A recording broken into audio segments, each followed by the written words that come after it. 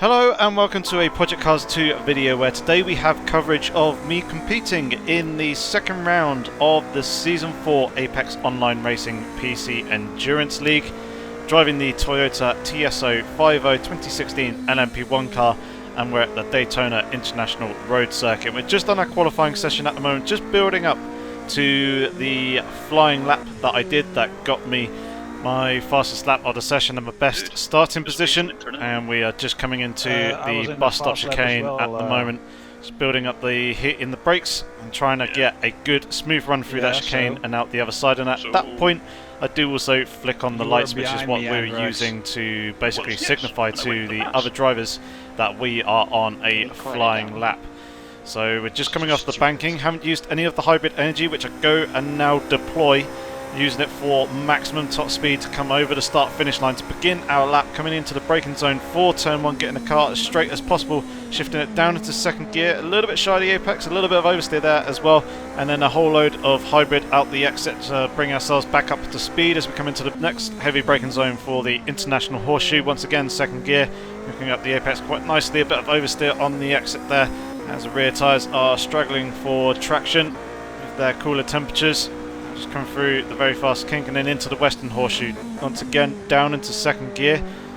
Really the best and most tidiest of laps, missing the apexes there. Using a little bit of hybrid out the exit before we come into turn 6, which leads us out onto the bank, and this time much tidier. Hooking up the apex, very good traction out the exit, and then using a load of the hybrid energy as we come out onto the banking through turn 7. Not going to quite use all of the hybrid energy though, so I'm going to try and save some for the exit of the bus stop chicane. So we're just looking for our braking point, which is just after the start of the Rolex boarding on the right hand side on the barrier. Shifting it down into 5th gear, down into 4th, trying to carry as much speed as possible using the downforce of the LMP1 car, then coming out through the exit. Once we come out onto the banking once again, using a little bit more of the hybrid to bring ourselves up to speed. We get a little bit of slipstream there from the Ford GT, which is going to help us on our run towards the start finish line. Just taking the shortest route possible, hanging down at the bottom end near towards the apron. We can't actually use the apron, and across the line to do a 1 minute 27.705. It's the first flying lap I did of my qualifying session, and it turned out to be my fastest. I wasn't able to improve on that due to traffic and various other bits. So here is the confirmation of our qualifying results, and as you can see, EVR Bird managed to qualify on pole, just marginally quicker than I was, starting in second, and I got Endless behind us in third, Lucas in fourth, Nunu fifth, Worn Tyre, my teammate, in sixth position, Lama in seventh, Skarky in eighth, Bazanchek in ninth position, and then 10th place was Spudbuster. But quite surprisingly, I was only 0.06 of a second off of pole position, even with the untidy lap and the few mistakes that I had through the corners. Did feel like I could have gone quicker, but as I said, I just didn't get another good flying lap in. So you can see me here just double checking the car setup. Obviously take note of anything that you want to there you can use on the TSO 50 around Daytona. It was a very good setup. It worked out very well for me.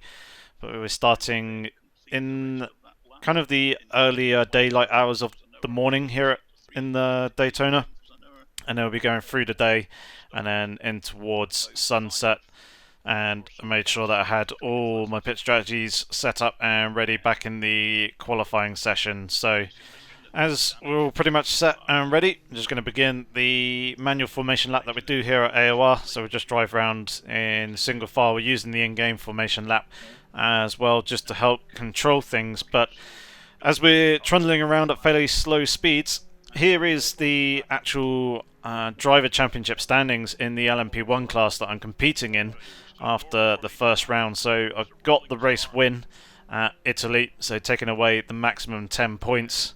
Endless came home just behind me in second, so he's got 8. Berserker, Endless's teammate, came home in third. Lucas was fourth. My teammate Worn Tyre was there in fifth.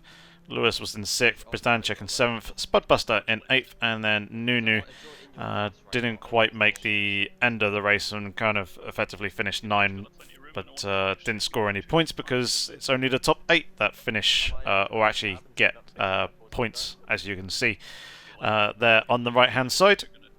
So that is the actual points as well, how they actually work after the first round. It's a nice clear indication there. And then when we come to the actual team standings, Myself and Warren Tyre for Warren York Racing, and Endless and Berserker are basically joint P1. As you can see, both got 14 points at the moment, but because I've got a race win underneath my belt, we kind of effectively control that first spot.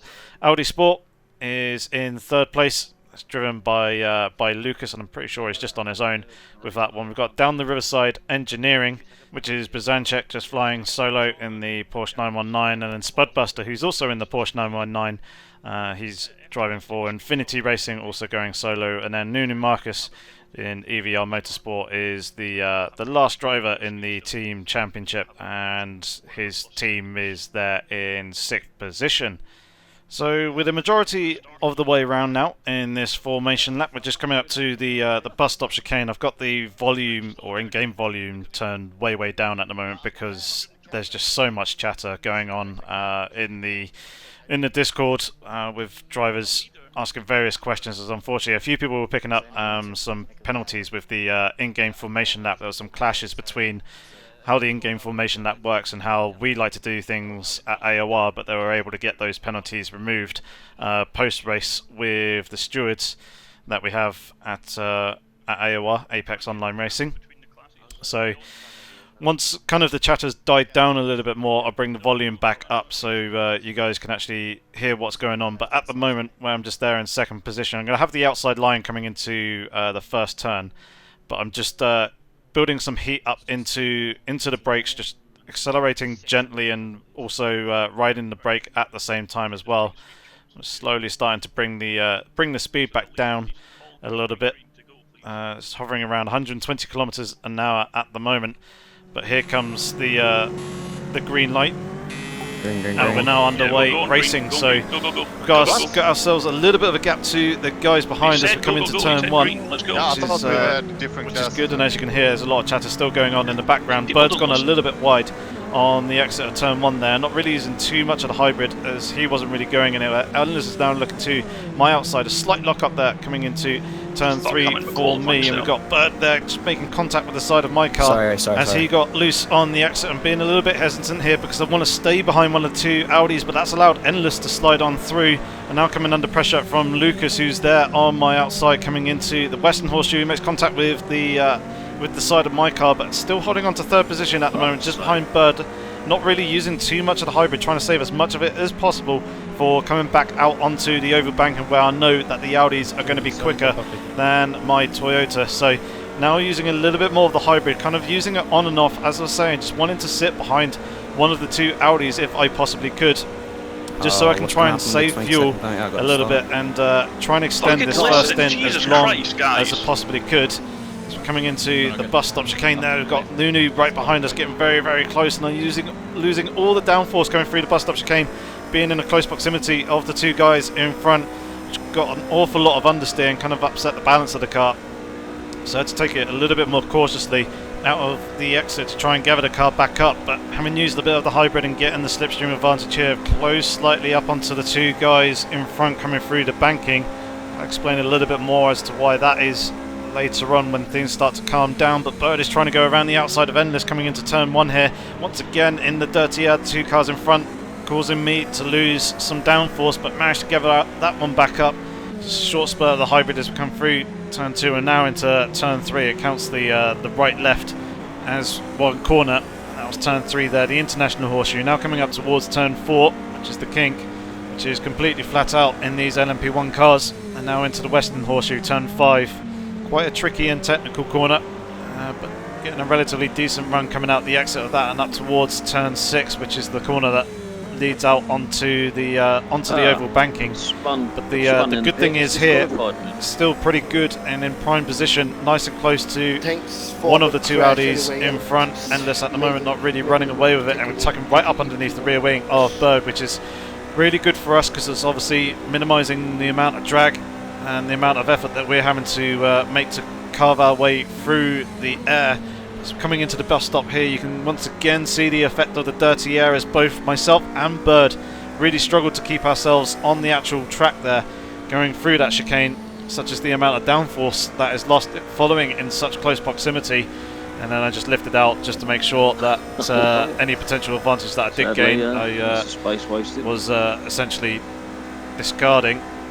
But Bird very much kept his foot in, as you can see, and is once again pressuring Endless in front. I've now got Lucas coming up behind me, such as the poor run out the exit of the bus stop chicane, costing me the momentum. Much better run through turn 1 there though, as we're getting a bit more airflow coming over the front of our car now, as there's a gap between ourselves and second place.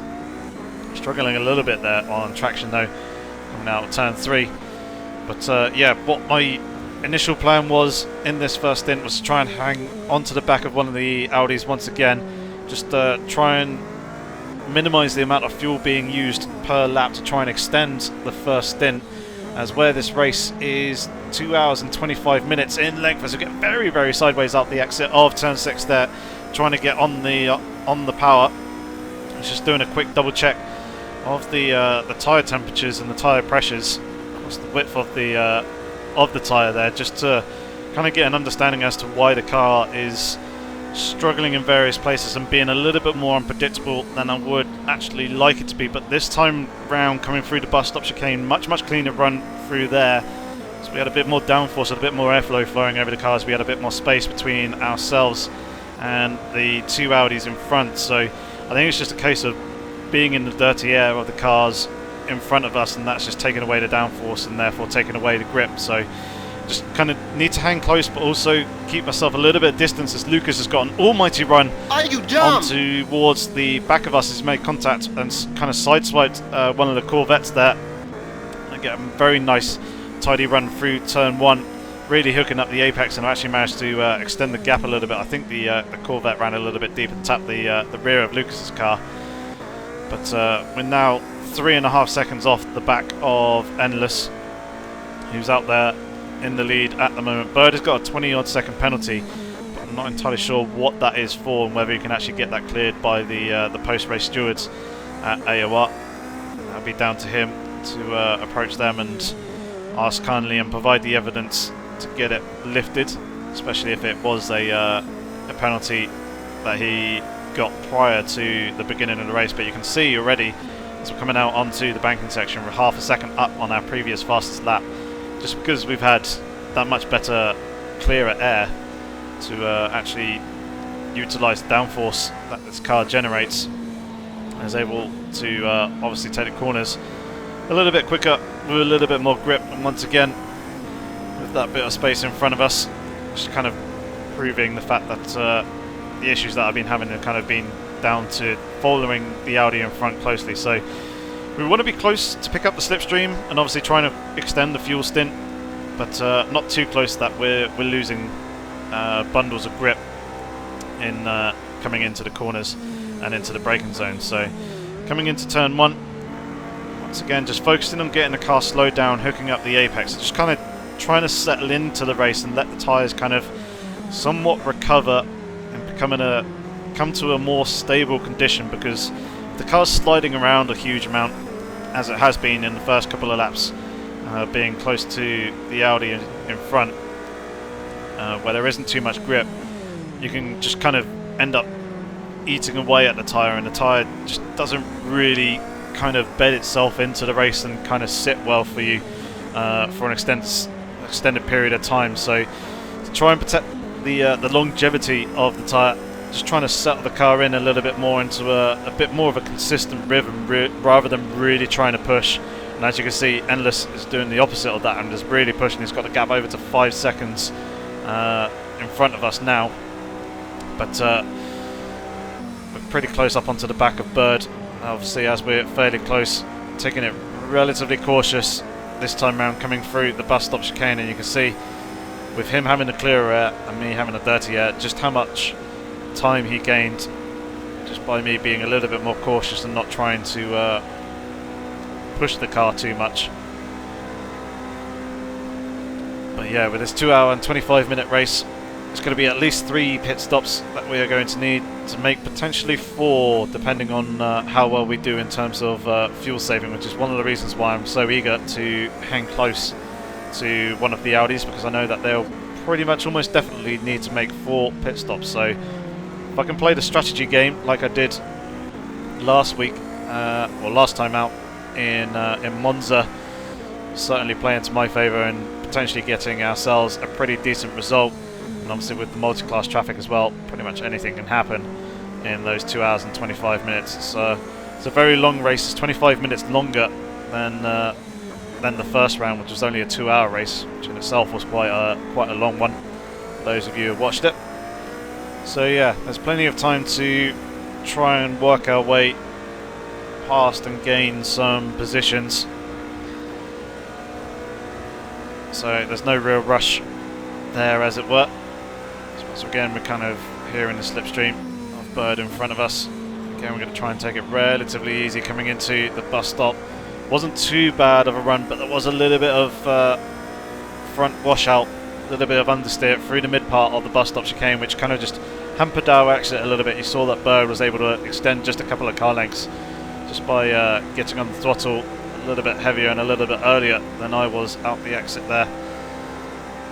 As I kind of had to wait a little bit until the car kind of gripped up, and now knowing that I'm going to end up closing up onto the back of this Porsche GTE car into turn 1, just lifting off early, just coasting the car in, saving on the fuel just a tiny bit.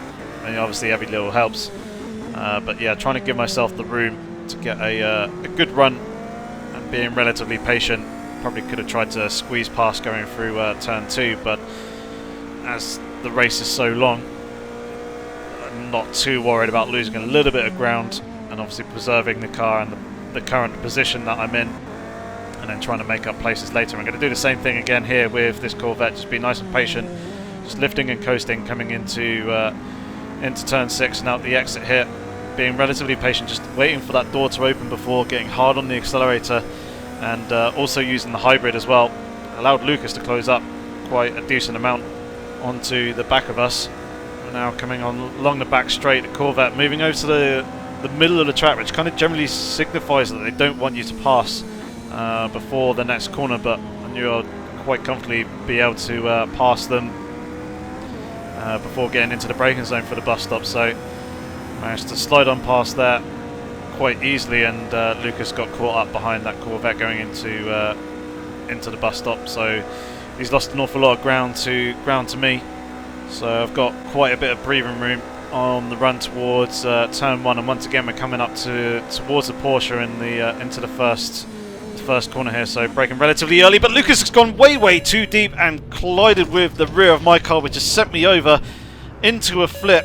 Now upside down. Had to use the reset to track feature in order to get ourselves back up and facing the correct direction, but I've got a huge amount of damage, as you can see, to the rear of my car. In fact, 100% damage to the rear of the car, so I've got no downforce whatsoever. All the bodywork at the front has also has gone and disappeared. As the tyres are now completely exposed. Just trying to adjust the pit strategy here, as it will almost go and lose the car, such as the lack of grip on the rear end. We've got a bit of suspension damage on the front left as well, but other than that, not too much else. It's mainly just the rear of the car that's got a huge amount of damage. And actually, having seen the car from external cams post-race, I can actually confirm that I've lost the entire front section of the car and also the entire rear section of the car as well. No rear wing at all, which is obviously the main reason why the car is sliding around all over the place coming in the corners, because there is just no downforce. So moving down onto the apron, just staying out of people's way, just trying to be relatively safe, just kind of coasting the car along, trying to get it back to the pits. As you saw, I was just fiddling with the pit strategy via the ICM menu to try and make sure that basically I'm going to be taking a new set of tyres, a full tank of fuel, and get all the damage repaired. I'm just waiting for all these cars to go on past, coming out the exit of the bus stop before going to the apron again. Just obviously trying to take the safest route back to the pits, and obviously not affect or try and have as little impact on the other drivers as possible. In some places there wasn't really too much that I could do, but in others I was able to get quite nicely out of the way. But yeah, really, really frustrating and really unfortunate, taking it real easy coming into the pit lane here because my pit stall was actually really early on in the pit lane, and I just wanted to make sure that I didn't actually miss it and would have to do another lap round. So, taking on the fuel to fill ourselves back up to the brim. Going to take on a full set of fresh soft tyres, both front and rear. Might as well, seeing as there's so much damage. I'm going to basically just drop so far back from the race lead and the positions that I was in, and now getting the actual damage repaired on the car. So Endless is actually now about to come through the picture on the right hand side. There he goes. So I'm now a lap down on the race leader, but with 2 hours and 11 minutes remaining, there's still plenty of time to try and salvage something from this race. But obviously really, really frustrating. I think just Endless he seemed to take way too much speed coming into the first corner, outbraked himself and ran straight into the back of me, and just ended up flipping over because of it. So coming out the pit lane now, having the car fully serviced, and this has obviously completely thrown the strategy out the window. It's just a case of trying to work our way back up through the field and back up into a decent position. Got one of the Porsche 919 hybrids, Skarky, behind, who is wanting to put a lap down on me, but I'm pretty determined to try and pull away from him and see what I can do about salvaging the race. Obviously, podium's pretty much now out of the question. Come on! As I know that Endless, Bird and Worn Tyre are all very quick, and providing that they don't have any major issues, they'll be fine and probably take those podium positions. Obviously Lucas is there in and around that as well. I imagine he probably picked up some damage from hitting the rear of my car, and obviously providing he doesn't have any further issue, he should be able to hold on to 4th position relatively easy. So I think 5th place is going to be my best possible chance, or best position that I could possibly, best outcome that I could have from this race. Llama is fortunately for me just here in front, only a second and a half away, and he's in 15th position overall, and currently holding 10th position in class. So if I can close up to him relatively quickly and get past him, I could be well on my way. And he's actually gone and spun there off to the right hand side of the track. It did lock up coming into turn 1, and then lost the car kind of through the mid corner. So that's a freebie there, and we're now up into 10th in class, but we've got a lot of work to catch up to. I believe Nunu is currently holding 5th position at the moment. Yeah, indeed he is. He's actually, you can see him on the relative down in the bottom left hand corner. He's actually not this car directly in front of me, but the next car along, so about 2 to 3 seconds up the road, and then plus an entire lap. So here's our target as the LMP2 she goes and clips the wall there on the outside. As mentioned last week, the slower class cars in a lapping situation are instructed to hold their racing line, and when it comes to the banking here at Daytona, they're instructed to hold the lower line down towards the apron, and the faster cars will go up high to the right and around the outside, as very nicely demonstrated there around the Aston Martin of Andrex. So yes, we got some work to do trying to work our way back up through the field. With 14th overall, but that doesn't matter. It's only your own class that actually counts towards points, so it doesn't matter where you finish overall. You'll still get points if you finish in the top 8 in the LMP1 class, even if you finish in like 20th place overall and you have a load of LMP2s and some GTEs finish in front of you. Providing you complete 90% of the race distance, you will score the full points for the position that you finish in class.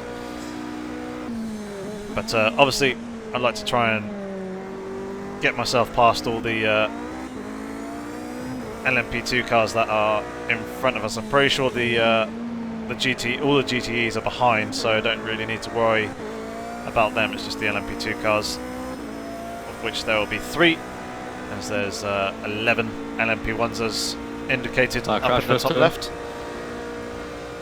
So yeah, definite time to get our head down and just try and basically put in qualifying laps here on out and kind of see where the strategy works out later on.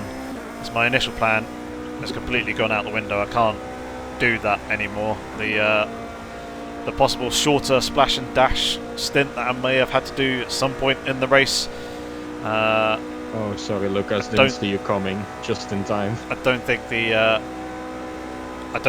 very first semi stint, as it were, before the impact and the damage and having to go in to get the car serviced, was long enough to essentially cover that. But yeah, we'll see. We'll push on. I'll do the odd little bit of fuel saving here and there, as and when I can, when I kind of get a much better picture as to where the race is going to work out for me. But we're closing up onto the back of Nunu. It's currently in 5th position, the target position that I'm setting myself for this race now. We're in this current situation. So we're closing up onto the back of him. If we can get past him relatively quickly, well done, Trevor. We can then work on actually getting that lap back on him and trying to retake that 5th place. No, but yeah, long race, 2 hours 5 minutes, got plenty of time to do it. And as one of the key things in endurance racing and league racing is to never give up. You never know what is going to happen. I'm going to sit behind Nunu here, coming towards the bus stop chicane. There's no real point in trying to force a move past, as it wasn't really going to work. I knew that I wouldn't have the speed advantage to get past him before the bus stop chicane, so just going to follow him on through. But yeah, never give up. You never know what might happen. Other people may have issues. You could make an absolute miracle drive and work your way back up through the field into a decent spot and salvage some points. And obviously it was key for me, currently holding the championship lead, to try and score as many points as possible, to try and keep myself in the best possible position, especially when I know that there are drivers out there like Berserker and Endless who have got the pace that they have in the Audis. Need to basically just try and take whatever points I can away from those drivers at every possible opportunity to try and keep the title fight for myself alive. As I get a whole bunch of oversteer there coming through the western horseshoe. I think the rear end of the car just kind of giving up grip a little bit and then getting heavy on the throttle. Just caused the rear tyres to light up, and yeah, the rear wanted to swap ends on me. So slight brake bias adjustment going on there, as you can see. See up in the top right, there's a slight disparity between the 2 front tyres and the rear tyres in terms of tyre pressure, which is indicated in bar as Nunu is getting caught up behind a GTE car, so taking it relatively cautiously coming into the bus stop chicane. Not going to try and force an issue of trying to get past him, instead just going to pick up the slipstream behind him on the run towards turn 1 and actually kind of boxing him in here, as I was wanting to get past, but Nunu still came up on me there. That was just a bit of a flash of lights there, so what are you doing? And he kind of flashed his lights to almost essentially say sorry. But now we're obviously right up onto the back of Nunu's car. Pretty eager to try and get past him when as soon as I possibly can. Very, very close to the rear of his car there, coming into turning point of turn 3. So just trying to find a possible opportunity to pass. Braking a little bit too late there and onto the grass as well, making contact with the rear of Nunu's car, which has spun me round, and then I get hit by the Ford GT. Knew that was very much my fault. I couldn't get away. Nope. That's alright. Yeah, I knew that was very much my fault.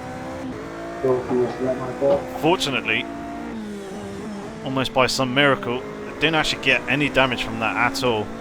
Just that the tyres just a little bit hotter than I'd like them to be,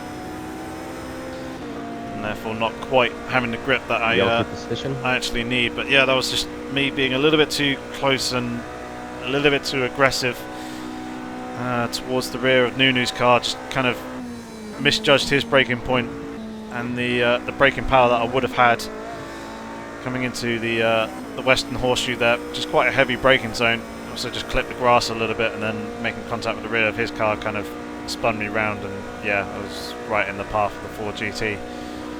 So again, more frustration, but as this is an endurance race, you just got to push that to the back of your mind and just kind of tuck it away and not worry about it too much. I know it's frustrating kind of being in this situation, but you've just got to deal with the cards that you have been dealt. And I did want to try and get past the Ford GT there coming into turn 2, but he moved off the racing line initially, I think, to try and let me pass by taking the racing line, but it's the wrong way to do it in multi-class racing, and now boxed in behind a Ligier and an M6 GTL M car. So again, just going to have to sit in behind for the moment, wait for the LMP2 car to pass the GTE before I can try and make a pass. He's obviously taking his time about it, which is really quite frustrating and costing me an awful lot of time here, but we're now past the M6. Now we can use the hybrid and we'll get past the LMP2 under acceleration relatively quickly, but yeah, that's cost me a fair amount of time there, even though obviously the mistake that I had cost me an awful lot of time in the first place anyway. But clear out, we can take the bus stop chicane pretty much flat out, and we can get our head down. But as I was saying, yeah, you just got to kind of deal with the cards that you've been dealt with, the situation, rather than dwell on it. Think about what you need to do to kind of rectify this situation or salvage the position that you're now in. So that's what I'm trying to do. Yeah, right. Trying to do now. Some people were arguing away in Discord that. Please stop hitting each other. But, yeah, I do apologise for that and any swearing that you may potentially hear. I know I do have some viewers who like to sit and kind of watch these races with their kids. So I know there are some younger people who do watch my videos. I do apologise for any swearing that you do hear. And you can see me being a little bit more aggressive now with the GTE traffic, trying to go down the inside of that Porsche of Cornwall for turn 6. Thought it was relatively safe, so I thought I might as well go for it, but yeah, now just trying to push and make up whatever lost time that I've made. And there's a whole bunch of traffic up ahead here. Fortunately, none of that is immediately before me for the bus stop, so I get the benefit of the clear air and the downforce that this setup provides coming through that. Pass inside. And for those eagle-eyed viewers who looked and took note of the setup earlier on in the video, you would have noticed that I was running with 0-0 wing, obviously trying to maximise the speed coming down the straights, but what I've actually done is generated a bit of downforce via the ride height of the car and also the rake. So now coming up to the traffic, so I'll quickly talk about this before we get on to talking about the setup and secrets I found as we go thread the needle there between the two Corvettes, using the hybrid to slip on through, squeezing around the outside of the Aston Martin, coming out the exit of the kink there, which is a pretty risky move. Didn't really want to lose too much time, just kind of being a little bit more aggressive and kind of bullying people in a way, which isn't the right thing to do. And there's one thing I wouldn't be doing if I was up at the front of the field still, but it's kind of where I'm in this position now, and wanting to try and make up as much time as quickly as possible. But yeah, with the ride height, with the car, I've actually gone and set the car up. It's about 4 to 5 millimeters higher than the lowest the ride height will go, mainly because of the bumps here on this banking. It's quite heavy. What I was actually finding was rather than running the front of the car at 46 millimeters, I was instead running the front of the car at 50. And I was having a static rake of 6 millimeters and I was actually getting a much higher top speed, well not much higher, but a higher top speed coming across the start-finish line than if I was when running the car at the lowest possible ride heights on the front and then having the same amount of rake. As I now go past Sven to put a lap down on him. Thanks, man. But yeah, that was mainly because, well, two things really. The car's a little bit higher up off the ground, so it's not bottoming out quite as much going through the banking, or there's less possibility of it bottoming out. So I'm not losing speed there, but also getting just a little bit more downforce on the rear of the cars, allowing a little bit more air through the Venturi tunnels on the car and out through the diffuser, which is allowing me to carry a little bit more speed through the bus stop chicane and get on the throttle just a tiny little bit earlier, which obviously then carries all the momentum all the way along through this banking here towards the start-finish straight. And I was setting up the bump stops of the car and the third spring and the general suspension stiffness in such a way that when I was reaching, I think it was about 280, 290 kilometers an hour, somewhere around that mark, the car would be near enough completely flat in terms of the ride height. So the ride height at the front and the rear would be pretty much equal, and that would just minimize or help to minimize the drag across the car, and then obviously therefore increases straight line performance. What I was actually finding, because of that, using the same settings but just having the ride height just those the 4 to 5 millimeters higher.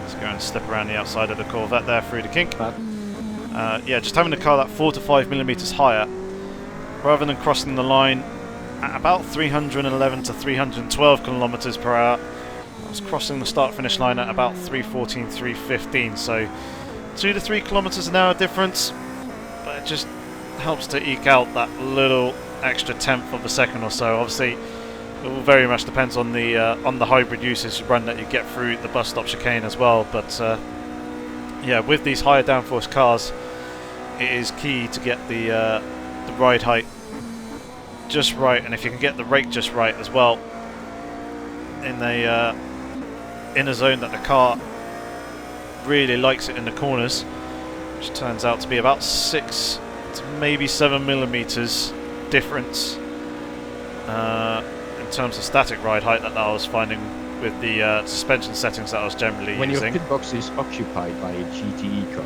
it doesn't matter. Just pit anyway. You'll ghost and you'll take the pit anyway. Yep, sorry, there's a little bit of chatter there. Someone asking a question about sharing pit boxes with someone else, which is kind of forced by the game. It's not something that we as competitors can choose. It's just determined by the game and the number of pit stalls.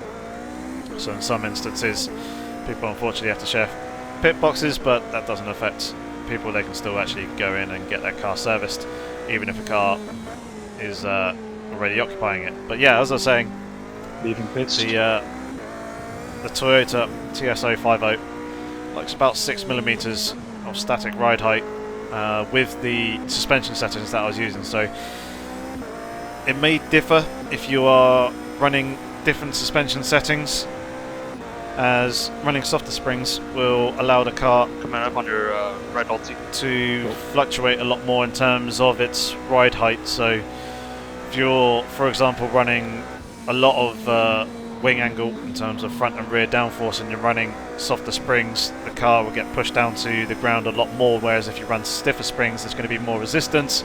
It's not going to allow the ride height to decrease quite as much. And you can use bump stops as basically like a hard,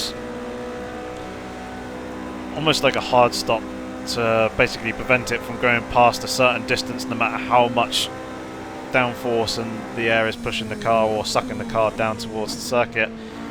And then of course the wing angles that you are running as well, the front and rear downforce settings in the tuning setup menu.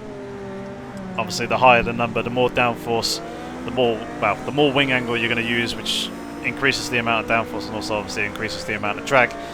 But that's got to push the car down onto the circuit a lot more. It was obviously running with lower numbers and lower wing angles.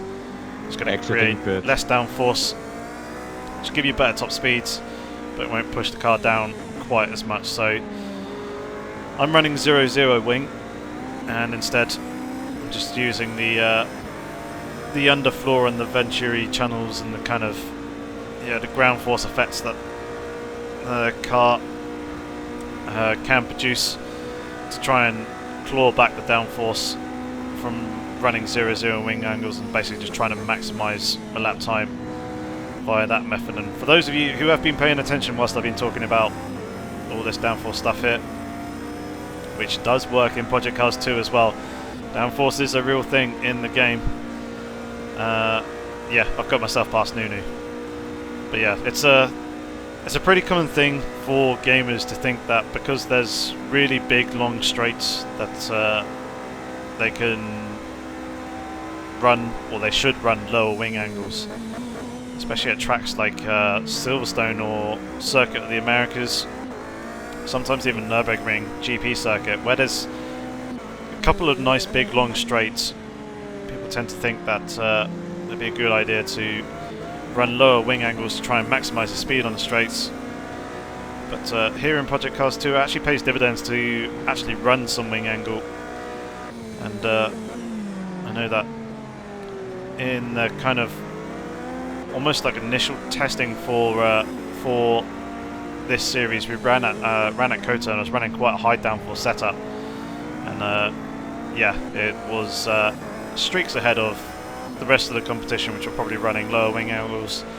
Nürburgring GP, I know that running very high wing angles there really helps in the corners, especially the faster sweepers.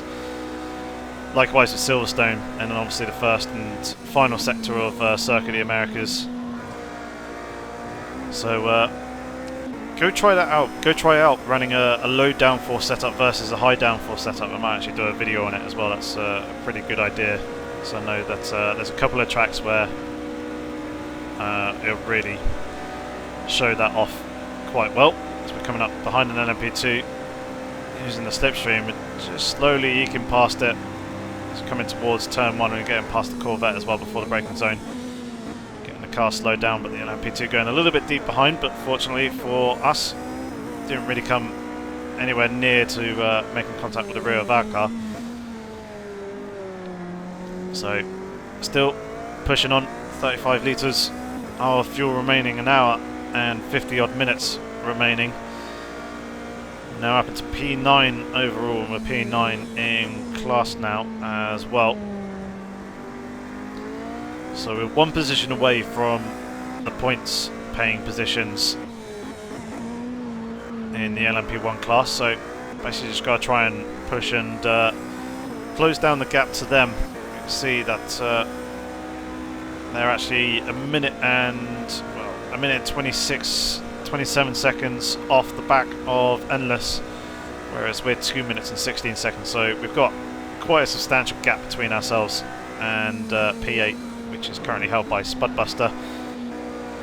See that Lucas is now in third position, so Worn Tyre's been knocked off the final podium position for the moment, but a few drivers around us have got some penalties, some possibly from the start of the race with the end game formation lap, some potentially from track limits abuse. But you can see the sky and the daytime conditions very much in effect at the moment.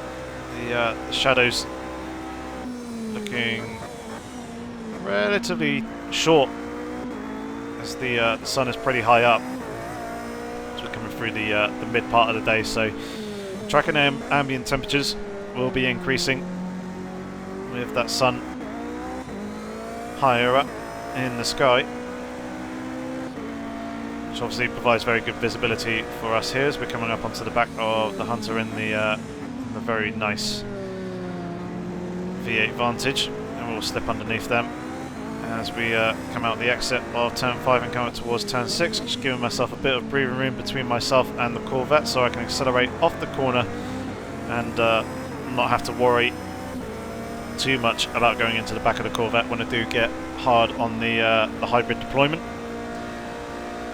Something that I mentioned last week, or should I say in the previous round, is how with the GTE cars and the LMP2 cars, just any slower class car than the one that you're in multi-class racing, it's best to leave yourself a good 3 to 4 car lengths between yourself and the car in front coming through the corner, just so you can basically maximise your acceleration out the exit of the corner, which is usually what separates the performance difference between the various classes in multi-class racing. And obviously that will allow you to accelerate and get past relatively easy and relatively safely. Obviously if you're there tucked right up underneath the rear wing of a GTE car and you're in an LMP1 car, such as this one here, you cannot accelerate as hard as you can, or as hard as you would like to, being tucked up right underneath the rear wing at the apex of a GTE car, purely because of the acceleration difference. You're going to accelerate much quicker than they are, and you'll therefore need to hesitate in order to avoid making contact with the rear of their car. But obviously if you give yourself the space, you give yourself the speed, the momentum and the run coming off the corner to slide on past and minimise the time being spent side by side. So some pro multi-class racing tips for you there. It may cause you to have to potentially lift off a little bit and slow down a little bit going into a corner. It may cost you a bit of time, but you can make up that time elsewhere, and it's also a lot safer as well, as I think Bird was actually in the pit lane, and indeed he is. We're just coming up towards him now.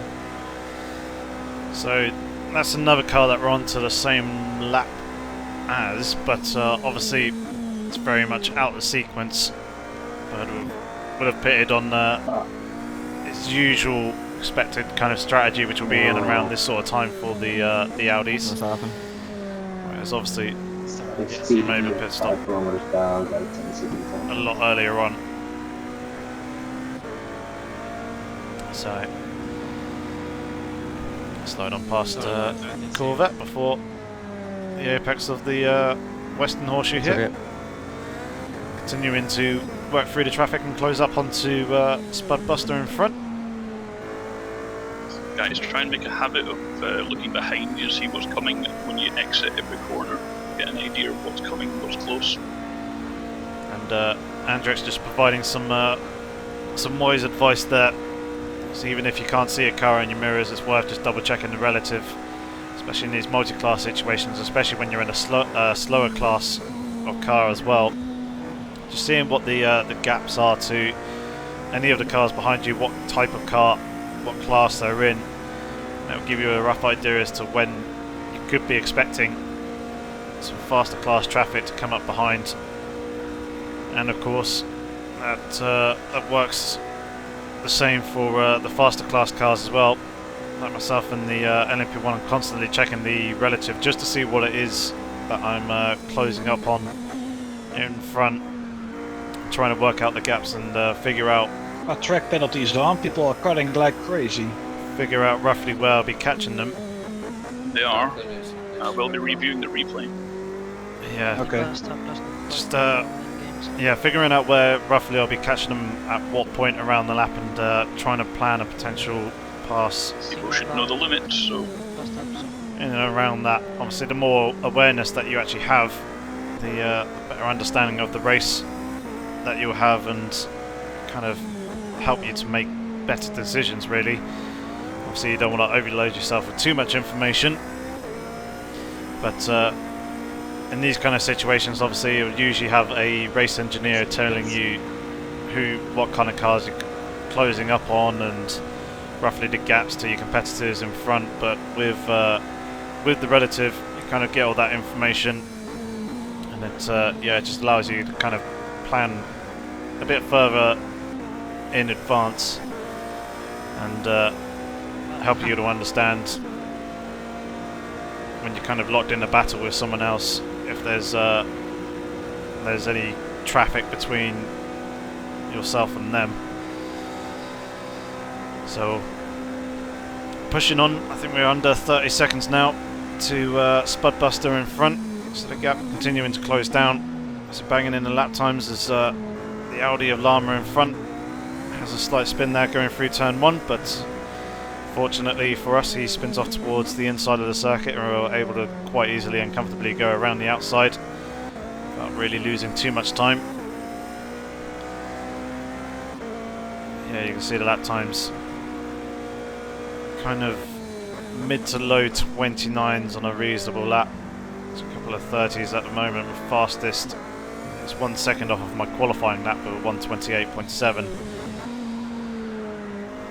But I've not really had any proper clear laps where I can really push as of yet to really get in a very quick time. So going up high around the Porsche GTE there. TPW holding his line very nicely as we're coming up to 2 LMP2 cars. Is the leader of the LMP2 class lapping another one of the drivers. So that was the guy 5th in class, and then this is the LMP2 leader who for whatever reason has gone up high on the banking. Which he shouldn't really be doing. He should still be holding his line. I should have gone up higher to his right, but he did go up high quite early, so at least that was very nice and easily readable for me, and it wasn't a dangerous situation or anything. But we're now up into the points. We're now up into P8. Spudbuster is making his pit stop. So now we've really got to try and push a little bit more. So obviously, even with the pit stops, mine is going to be longer. Well, actually, no. It could potentially have worked out to be at about the same amount of time as everyone else, because I didn't have to take as much fuel as everyone else, but obviously I was having to repair damage. So that kind of cancels that out. Obviously, if I was taking on a full tank of fuel, the tyres, and then having to repair the damage that I had, obviously my pit stop time would have been a lot longer than my competitors. But because I wasn't taking a full tank of fuel, I was only taking I think it was about 15-20 litres or so. It wasn't a huge amount. Because I was only taking that much, obviously I was saving time there, but then losing the time again for the damage repair. So there you can see an example of leaving yourself the space between yourself and a slower class car. Just back off a little bit earlier going into the corner. Give yourself those few car lengths that you need and you'll be able to sail on past out the exit. You'll lose a little bit of time, but rather that than cause an unsafe passing situation. Could potentially see contact between yourself and the other car and potentially ruin your race. It's all about the risk versus reward here in multi-class racing. You want to be minimising the risk as much as possible to try and obviously keep the reward relatively high. You need to be in the race in order to win it. There's no point being blisteringly quick if you just go up and end up crashing all the time, getting yourself caught in difficult, sticky situations. You can see, quite fortunate there with the Corvette. The LMP cars tend to take a slightly different line to the GTEs. They tend to hold it a little bit tighter on the exit. Just because they can with relative ease, whereas the LMP cars, as Endless was parked there in the bus stop chicane, he was in 2nd position overall, but he was parked there, so some trouble for him, and I think he's just gone and disconnected from the race session, so that's us now up into 7th place. And just gone past what just happened to Endless? Skarky, and yeah, a couple of people actually asking. A couple of people asking what's going on. Obviously, we saw him there parked on the apex of the bus stop chicane. I think he actually disconnected from the session, so very unfortunate for him. Slightly fortunate for us in that there's one less car to actually have to worry about passing physically on track, and obviously at the moment he's my closest competitor in the championship as well.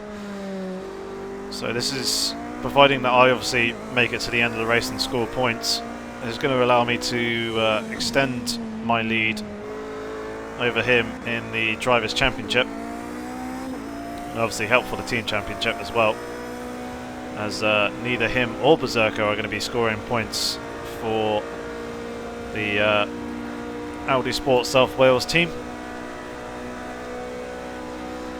as Berserker didn't make the race and Liss is unfortunately disconnected. So yeah, a bit of tough luck for them and a bit of fortune for us. Sliding on past the Corvette nice and easy, and now teammate Worn Tyre is into the pits from the race lead, which kind of confirms, yeah, it's about 18 odd litres that I took on board in my pit stop, otherwise I would have been pitting on the same lap as him. So we go past him to take a lap off, but obviously I'm going to end up pitting again relatively soon to put me a lap back down again. And you can see I'm now under a minute to Bird up in front. Actually no, scratch that, sorry. A minute and 6 seconds is the difference between myself and him. Nunu's not too far up the road actually. He's only 20 odd seconds in front, despite having obviously unlapped myself from him not too long ago, probably about 15-20 minutes ago, but he's obviously been in the pits since then, so that's obviously dropped him closer back towards me. So when I make my pit stop in a few laps time, that'll set me back again. Just taking a little bit too much speed there going into the bus stop chicane, but was able to gather the car back up and not run out too wide, just by staying off the throttle until we got the right trajectory to come out the exit. Because we're now very much, I think we're near enough pretty much slap bang midday sort of time at the moment. The shadows are extremely short on all the trackside scenery.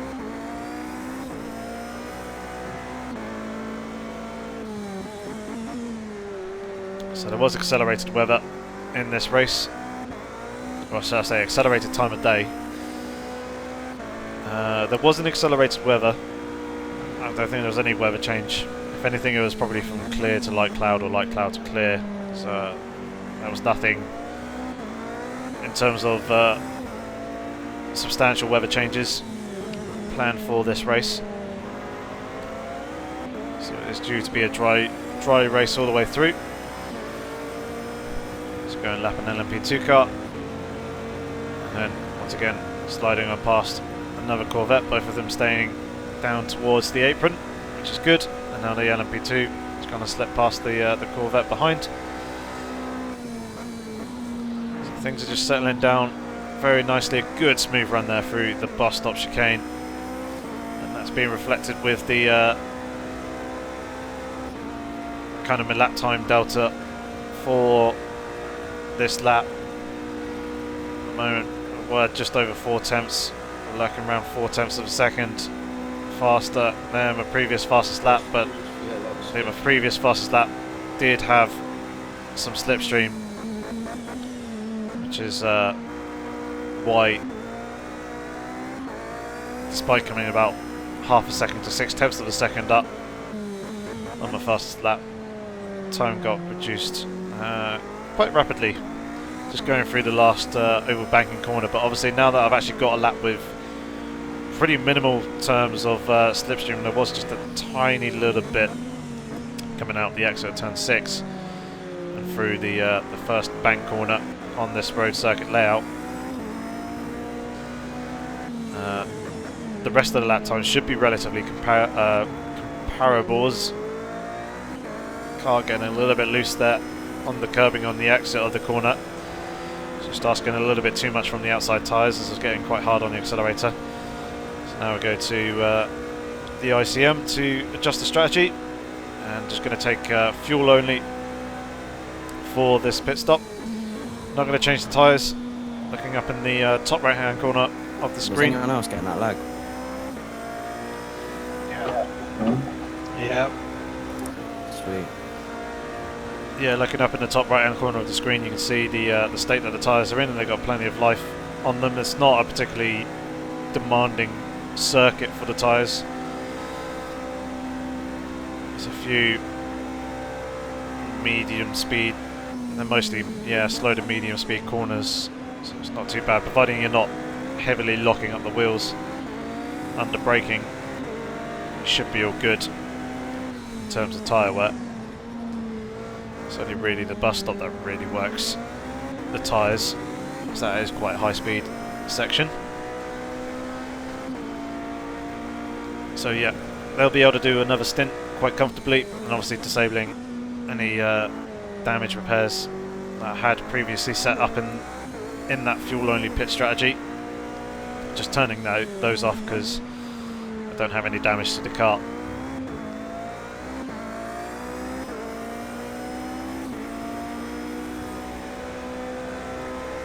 So we're out onto the banking once again. Just taking a nice smooth line, not trying to put too much steering input, going through that to try and maximise the speed, coming up to braking point for the bus stop. Hammer the curbs through in fourth gear, shy of the third curb and the second right hander. It'd be nice to have actually hooked that up, which would have allowed me to get on the accelerator a little bit earlier. And I was actually able to that time round. And yeah, staying nice and low through this section of the banking. Coming across the line to do another mid 29.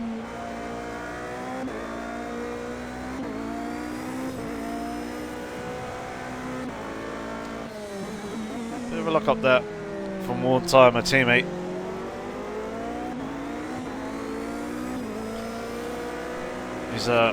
This will actually be a pass 4 position, but obviously I've got less than 10 litres of fuel in the car, so I need to make another pit stop in a minute, which will drop me back off the rear of his car. But it's quite promising to see that the gap between me and him is that close. I think he may have had a mistake somewhere along the line. Obviously we saw him in the pit lane earlier on. May have potentially had to go through the pit lane again. I can't quite remember off the top of my head as to what actually happened with him, which caused him to drop back this close to me. He's coming through the bus stop.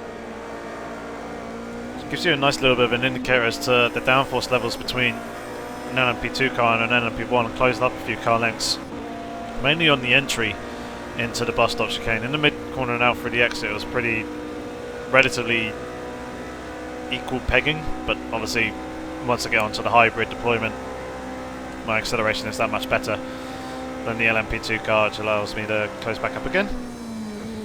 The LMP2 cars have got some pretty good straight line speed as well. They are very quick cars, they just obviously don't accelerate quite as quick because they don't quite have the horsepower and the hybrid that the LMP1 cars have, and they don't quite have the same amount of downforce that the LMP1 cars are able to produce, but still a very, very quick and capable high downforce package as an LMP2 car. It's almost a bit like a bit more of a pure experience than the LMP1s, because these LMP1 hybrid cars, a lot of the lap time is very much determined by your hybrid strategy when you're deploying hybrid, for how long out the exit of corners, whereas obviously LMP2, all you're having to really do is just worry about driving the car and kind of managing the brakes and the tyres, whereas these you're kind of managing the brakes, the tyres, and then also the hybrid as well. So it's an added bit of complexity there, and plus these cars are just stupidly quick as well. They are very, very fast, and you kind of do need to spend a bit of time getting used to them first before you can really settle down and get used to their speeds. It's kind of, in a way, going from driving a 1.2 litre Ford Fiesta up to a supercar or even hypercar levels. Just the difference in the acceleration and the grip and everything. Your brain has to work that much faster to read the road and react to what the car is doing. It's a very similar sort of thing here with the LMP1 cars, especially if you're going from a GT or a touring car. So they're just in completely different performance bands.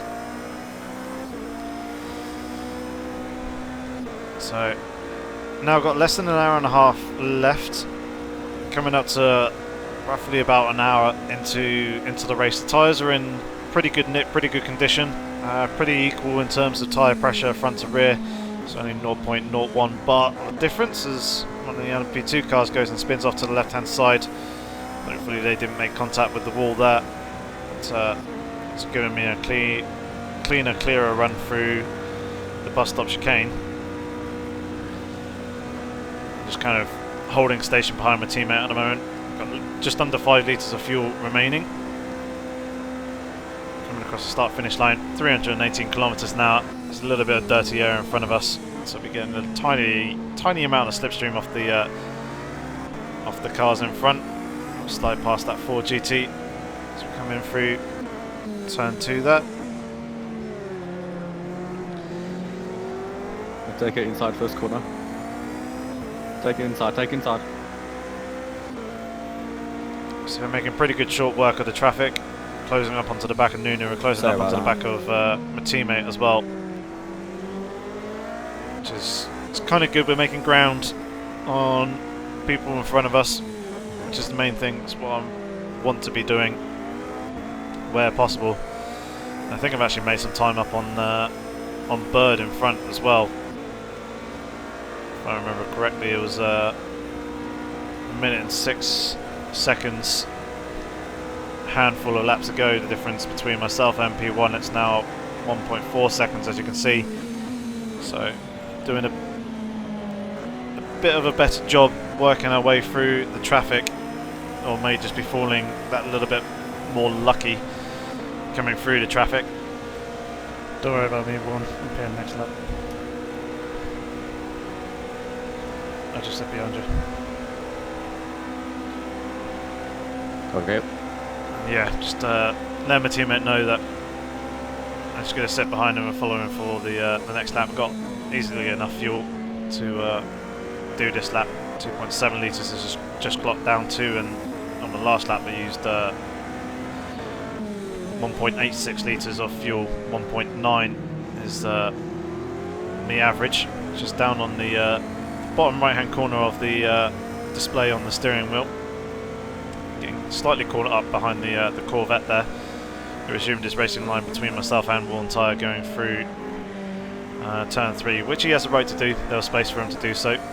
And then, yeah, coming out through the exit, kind of sat slightly towards the middle of the track, and I kind of had to kind of second guess roughly where he was going and pick one of the two sides. But yeah, did that without really interfering with me too much. So here we are, just double checking the strategy, making sure that everything's all good, which indeed it looked like it was. Taking on a full tank of fuel, not taking any tyres, not repairing any damage because I don't have any damage to repair, other than one tiny little bit on the engine. Don't need to worry about that. And I felt like I slightly cut the chicane there, so I just lifted out the throttle to potentially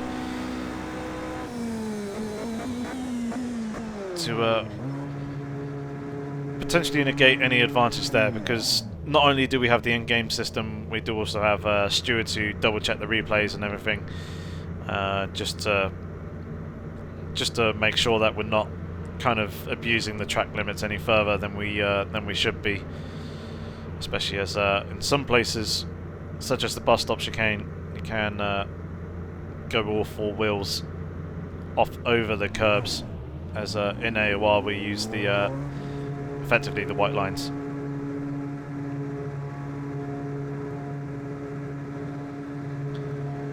And yeah, just trying to communicate with worn tyres. Just kind of, I'm pretty sure I was telling him about the making sure that you're turning off the changing of the tyres and actually double stinting tyres.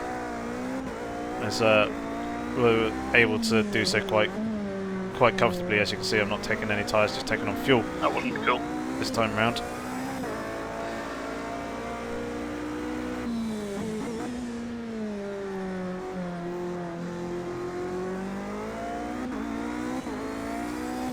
So what I might do, as we've got a bit of a gap between myself and the next car in front, is just go quiet for a bit, let you guys enjoy the engine sounds of me driving around the circuit, and I'll pick it back up again once we kind of come towards traffic and things get a little bit more interesting, or there's a topic to talk about that I think about to discuss with you guys. So enjoy for the next couple of minutes.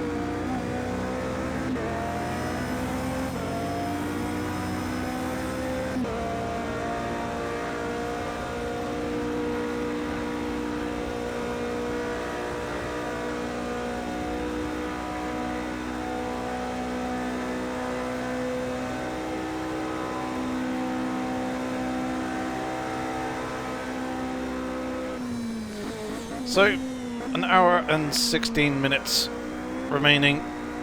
Currently in P5. I only just realised I was sat nice and quiet there.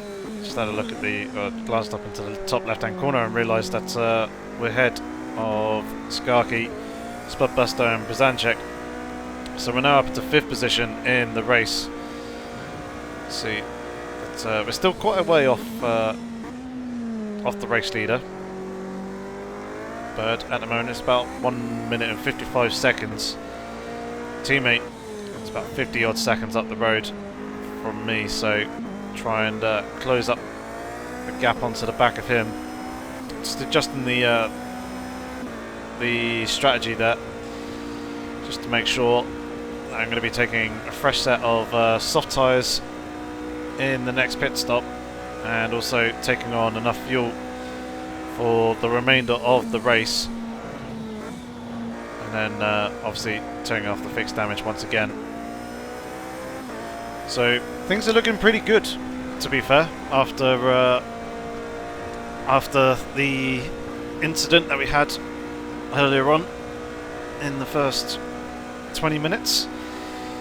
Up into 5th position, the target position that I wanted to be in for this race.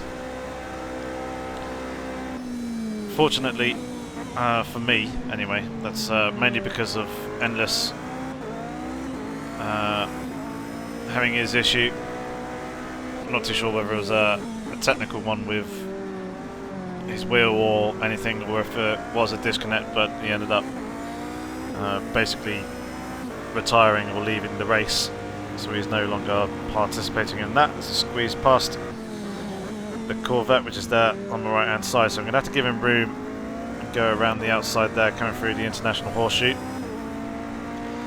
Mr. Van Erman, very experienced racer, so I knew that I'd be able to do that on him and not really run the risk of him sliding wide and into me at the apex.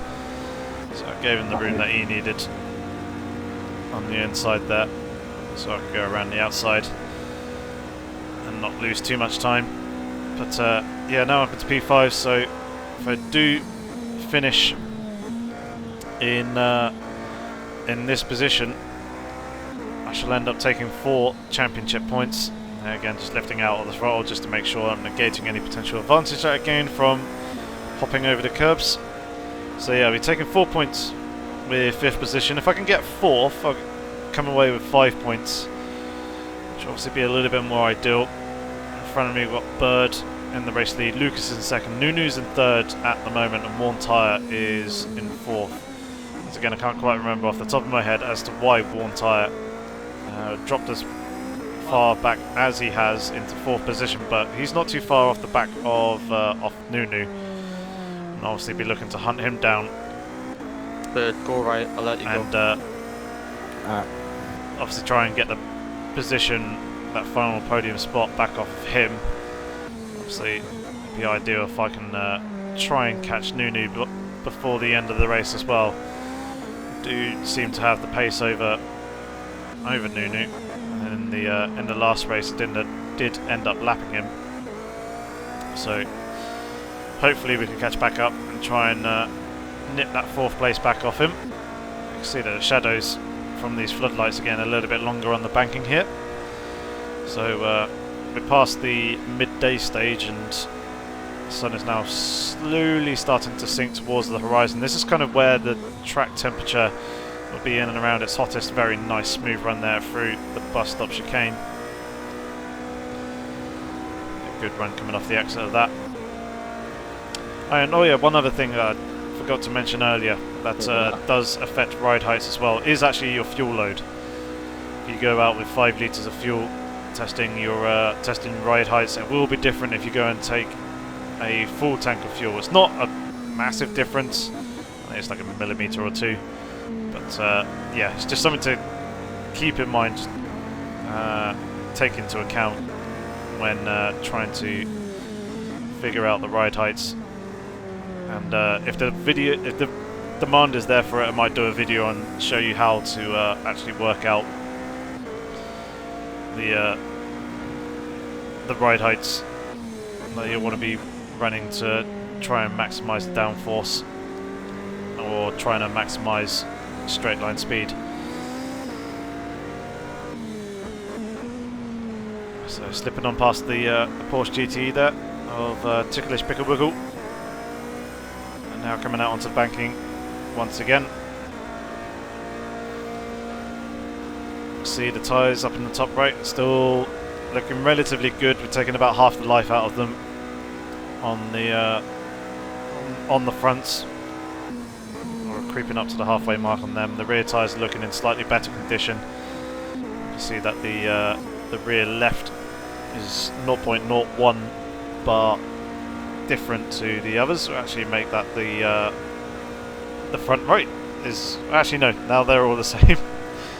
There were slight differences, but yeah, the pressures do change, only very slightly, depending on heat, and they tend to stabilise about 5 laps in. But obviously, as you wear the tyres down and there's less tread, their pressures also drop as well throughout the stint. So before, when they were running up about 1.89, 1.90 bar, it's kind of in and around the optimum point, but they're now slowly been decreasing as we're into the second stint of this double stinting of these soft tyres.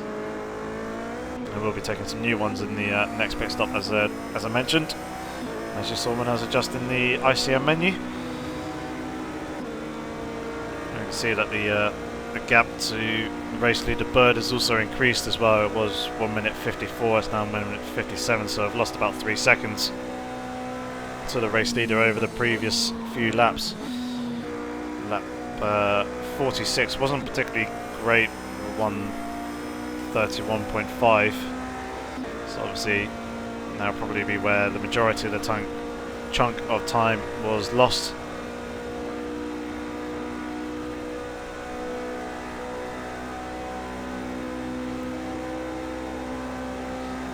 Question is, will we be able to get this BMW for turn 1, and just about as we're coming into the braking zone, is about able to nip up underneath him down the inside.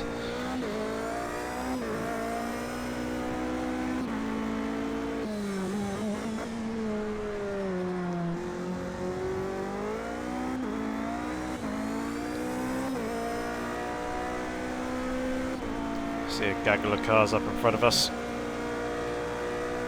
We've got one Corvette just here. That was kind of nuts. This is going very slow, so I almost thought about going down the inside. In fact, I did go down the inside. There's a bit of a dive bomb in there. It's fine, I know you were there, but I was clutching my fucking ass off. Once again, I apologise for the swearing, despite it being slightly amusing. But yeah, someone obviously having a slightly hairy moment somewhere out on track.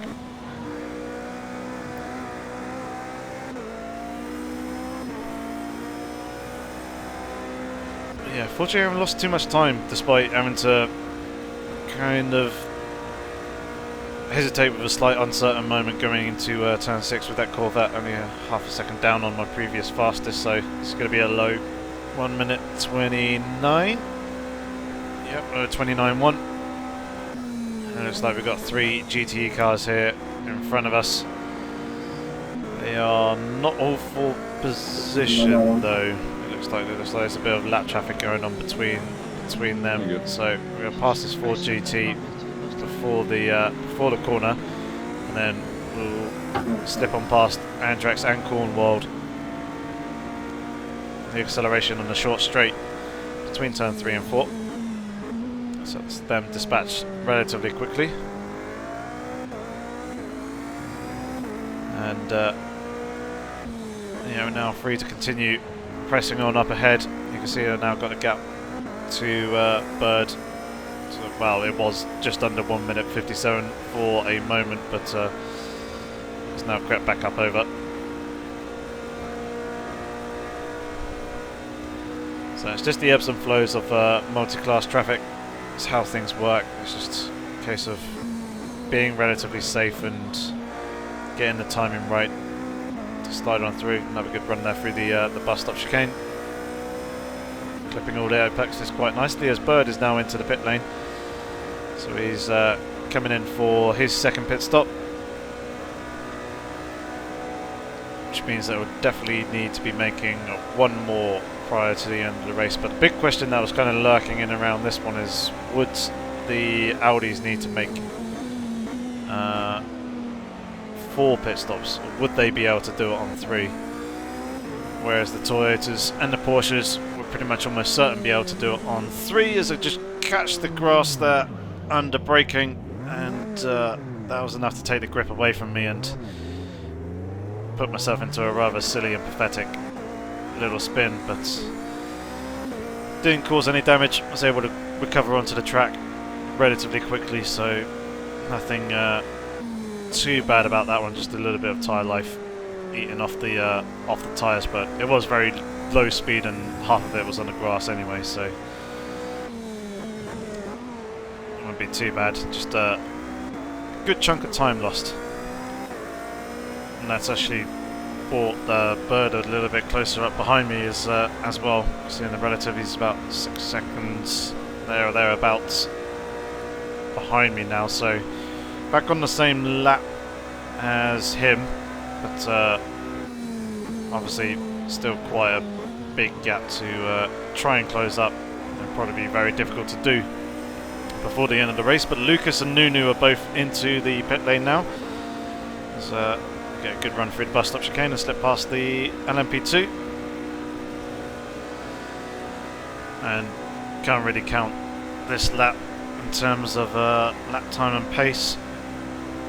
As actually go past Lucas, so we're now back onto the same lap as the leader, but we're actually closing up onto the back of Nunu. I was looking at the relative board to see how close we were going to be to him when he comes out of the pit lane, which sent me a little bit deep in towards turn 1, and he is the car that is immediately in front of us. So coming out the exit of turn 3, there you can see him just up the road ahead going through turn 4, the kink. So it's about 3.5 seconds up the road from us, which is was very good. Able to close the gap back up towards him, and hopefully if we can keep this sort of pace up, we can reduce that gap down and see if we can potentially nip 4th place away from him for the end of the race. Obviously we've got a lot of time in order to do that, 1 hour and 3 minutes, but I do still need to make one more pit stop as well, so that will obviously become a factor. So I'll probably need to pass him twice on track, providing that he doesn't have to make one more stop, which I think he will. Well, yes, he will need to do prior to the end of the race. So we're in a pretty good position here. See what we can do in terms of bringing that gap down and get in the position as quickly as possible. Let's close up onto the back of the Hunter pretty quickly. Stayed to the left out the exit of the corner, which was a little bit unusual, and then resumed his usual racing line going through the chicane, which is what I was expecting him to do. So I just had to sit behind him through there, which is cost us a little bit of time, but nothing too major. Again, better to be safe than sorry.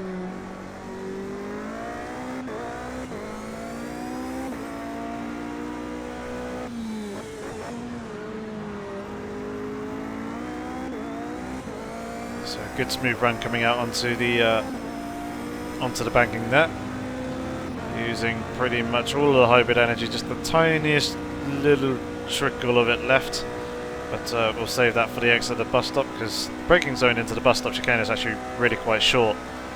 As you can see, just a bit of a dab on the brakes, and just kind of float the car through, try and use the speed and the downforce to get us through the corner without losing too much time.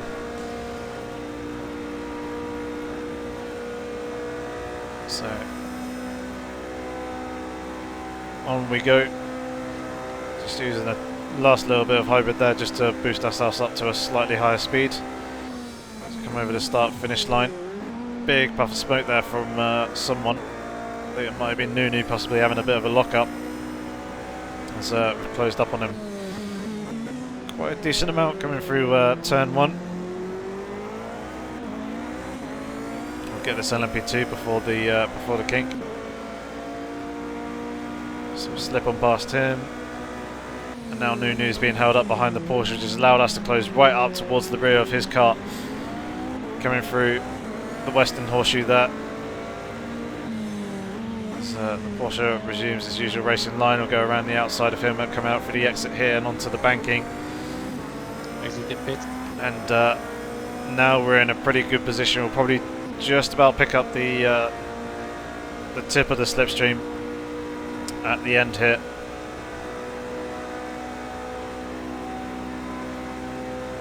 Yep, slightly higher speed coming into the bus stop chicane, so we've just got to be careful that we're not losing too much downforce coming through the bus stop there. Pass right. And then using a load of the hybrid. Thank you.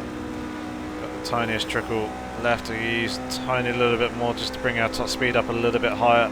Getting just a little bit of slipstream. Up to 322 kilometers an hour before coming into the braking zone for the first corner. Seems like we gained a few car lengths there. Just a little bit more confident through the turns. And Nunu is just hooking up the apexes just that little bit better. Sorry to give you a heart attack, IMP23. Although it did seem to get the better drive coming off the exit of turn 3 there.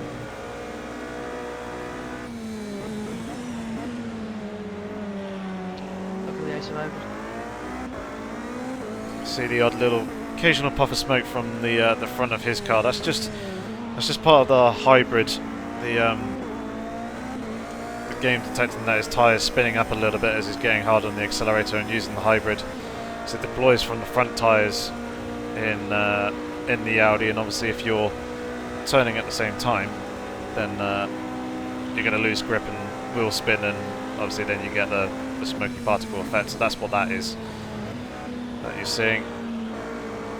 Get a little bit of front end washout coming through the bus stop chicane there. Getting caught up in the dirty air.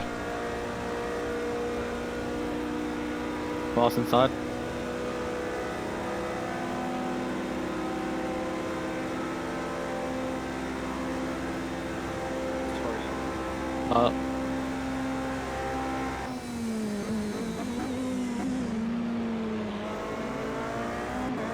Pretty good run through turn 1. Kind of missed the apex initially, but brought it back for a late apex, which worked quite nicely.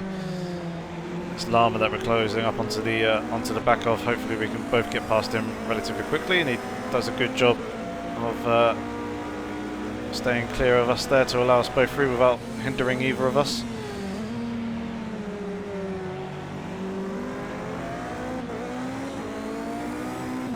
Now we got BMW GTE car, or rather GTLM shall I say, and we'll both go underneath him, come out onto the banking using the load of the hybrid, closing up under the slipstream and acceleration a little bit, just saving a little bit of the hybrid. I've got got a bit of a run here, being forced to look to the outside. Going to use the last little bit of hybrid to nip past Nunu before the braking zone, right in front of me. and we'll take the position. So we're out into 4th place, around the outside in the braking zone there. Was able to get that slipstream, and because I had that little bit of hybrid reserve, just used that to get the last couple of miles an hour just to slip on past. So now we've got to get our eyes looking forward and see if we can start pulling away from Nunu, so that we can consolidate the position, actually go defensive here coming into turn 1 as he's looking round the outside. Gonna have to hold it tight, and he does slot in behind once again, so holding on to that position for now. We've got a Corvette here in front of us. We'll line ourselves up to take the Corvette on the exit, because we're not anywhere near close enough going into the corner. Corvette clearly moves over to the right hand side, so we'll go left, and that is us past him. Nunu's now past him as well, just before the kink. into the bus, not the bus stop, sorry, the Western Horseshoe. Good smooth run through that. I've got to try and basically maximise the full width of the track and the potential lap time coming through the corners to try and give myself the best gap possible coming onto the banking here, so he's not getting too much slipstream and going to be too close coming into either the bus stop chicane or turn 1 like it was last time. So once again holding a little bit of hybrid in reserve just to use on the out the exit of the bus stop, so we've got a little bit more for the next straight. It's an okay run through the bus stop but not the tidiest. Now we go and use that hybrid deployment, get ourselves back down low on the apron to try and give the Ford a little bit of slipstream whilst Nunu was going up high and around the outside, but now Nunu is closing up quite considerably. So once again we'll have to go defensive coming into turn 1, force him to go the long way around the outside. Once again it's not going to work there, just holding him a line, defending that inside, still holding on to 4th position. Thanks. And once again now I've got to try and focus on getting a good run through the infield section to try and build that gap, that buffer back up before we get onto the oval once more, like I did on the previous lap. And hopefully next time when we come into turn 1 he'll just be that little bit further back and I won't have to go quite as defensive, and it will allow me to start to pull away that little bit easier as the LMP2 car goes out wide on the exit of the turn there, which isn't the most ideal thing.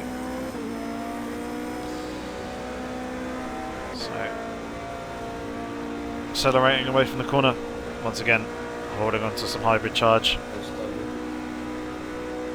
Nunu's closer than he was on the previous lap, so he'll be getting slipstream here coming into the bus stop chicane, but he'll also be in the dirtier as well, which could play into my advantage, but it looks like he's had a pretty good run coming through the bus stop chicane there. Still lurking relatively close, so he is once again going to get the slipstream coming across the start-finish line. Just using the very last tiny little bit of hybrid that I had, and we've also got a Ford GT here in front of us as well, which could make things relatively awkward, so I'm going to have to go around the outside of him. Oh, a little bit of contact there, just squeezed the Ford. Sorry, Coleman car. And yeah, I thought I was just slightly ahead and was able to take the apex, but alas I was not, and yeah, that was completely on me. That's my bad on that one. Just turned in too early and caught the Ford, and unfortunately spun him off into the wall. But Nunu wasn't able to really gain in any of that either. I think he just kind of held his ground, gave him some space. Who's then Austin? So in a way, it's actually quite lucky to not lose a position from that. But once again, we've got a bit of a gap coming out onto the oval. It's currently lurking about 1.3 seconds, as you can see, and the delta in the bottom left. So we need a good run through the bus stop here.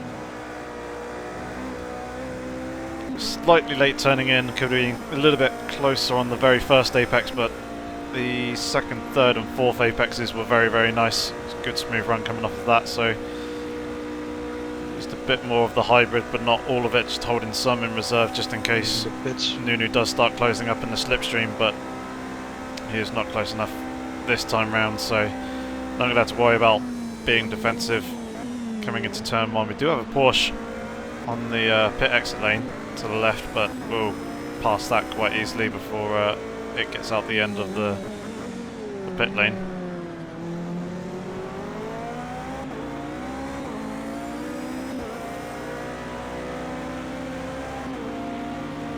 Just squeezing past the Aston Martin there, and then wanted to clear this LMP2 car as quickly as possible, so we slip down the inside of him. Let's put 2 cars between ourselves and Nunu, so just consolidating the gap a little bit more, making it a little bit more difficult for him to try and keep up with me. And obviously that's going to help and aid me in the pursuit of actually getting 4th position for the end of the race. Currently holding it now, but What's inside? yeah, we do need to make one more pit stop. at least one more pit stop anyway.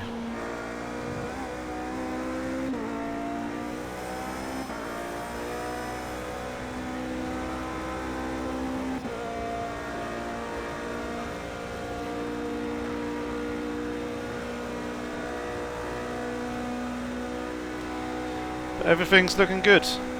Got good oil temperature. Tyre pressures are looking good. Brake temperatures are looking good. They're not cooking themselves in the braking zones. They're not dropping down too far, too low.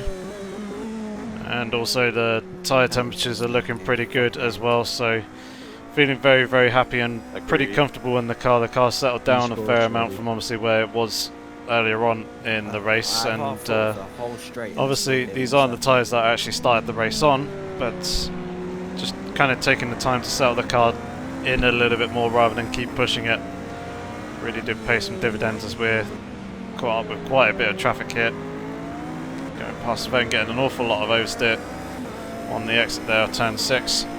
We should be able to clear these cars coming down this straight before the bus stop chicane. Hopefully both the Corvette and the LMP2 car, we get past the Corvette, and indeed we do get past the LMP2 just before the braking zone. I'm going to have to hold my the tighter line going in. Car braking away a little bit there, as I didn't quite have it 100% settled when I turned into the corner. Still, we're facing in the right direction, we're still going forwards, which is good. So under 50 minutes remaining now. Just trying to put in a consistent lap time still.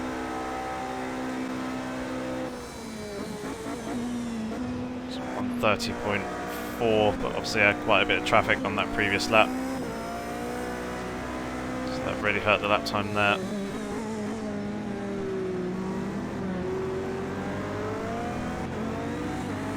Corvette's staying quite nicely over to the right hand side.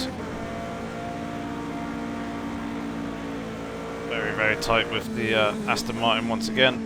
Managing to squeeze on past there.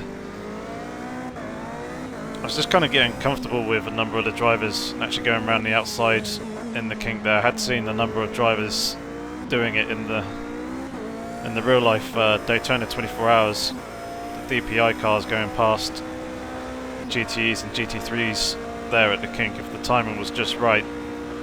There's a few opportunities in this race where the timing kind of suited, and there's drivers that I felt pretty comfortable trying to go past in that corner, so I was doing it, and although there was a couple of close ones, it's mostly been okay, certainly at least for me on my end. I'm not really too sure about the GTE cars. I believe they can do it pretty comfortably flat out with some reasonable margin to spare as well. We get past this Ford before the braking zone into turn 1. Don't do that again, Lucas. Yeah, sorry, that was crazy. Yeah, that was very good. Next time I just turn it.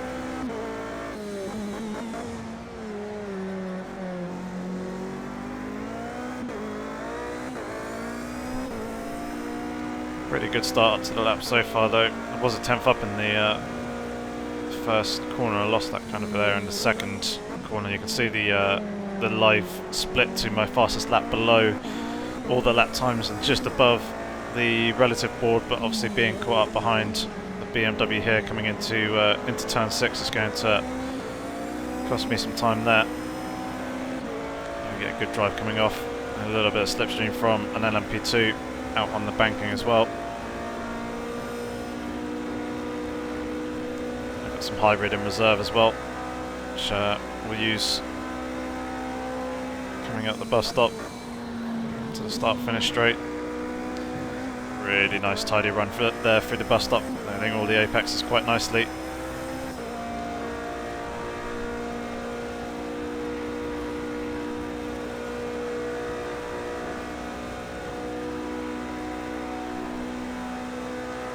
Slowly building that speed up.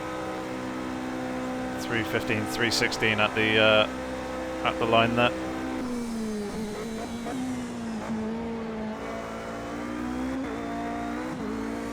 the apex quite nicely, getting a really good smooth exit as well. No trouble in terms of traction there.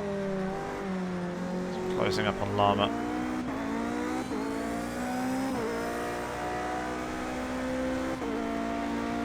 Be putting another lap on him. So he has a big lock-up coming into turn 5 here, the Western Horseshoe. I think he did go a little bit deep and possibly out onto the grass, but managed to get the car back onto the circuit without too much trouble. Pass on first corner and the inside. He stays high up on the banking and allows me to go low down underneath.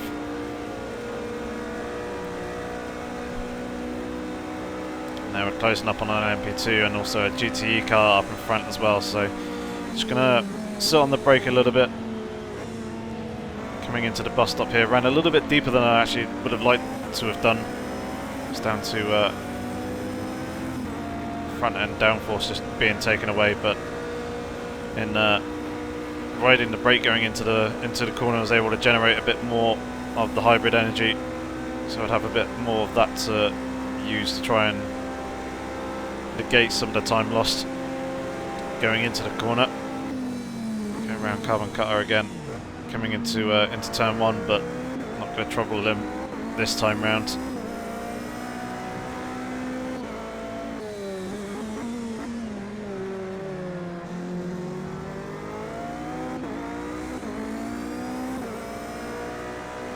Reasonable drive there coming out of turn 3. Kind of pretty much bang on equal with our previous fastest lap of the race at the moment so far. So providing we don't get any more traffic prior to the end of the race and we're able to keep it clean,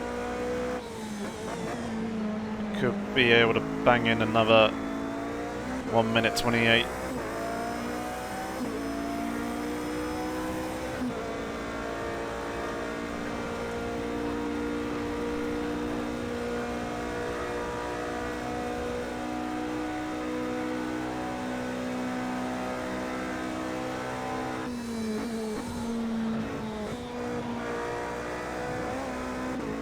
Beautiful run there through the bus stop chicane. She's still there.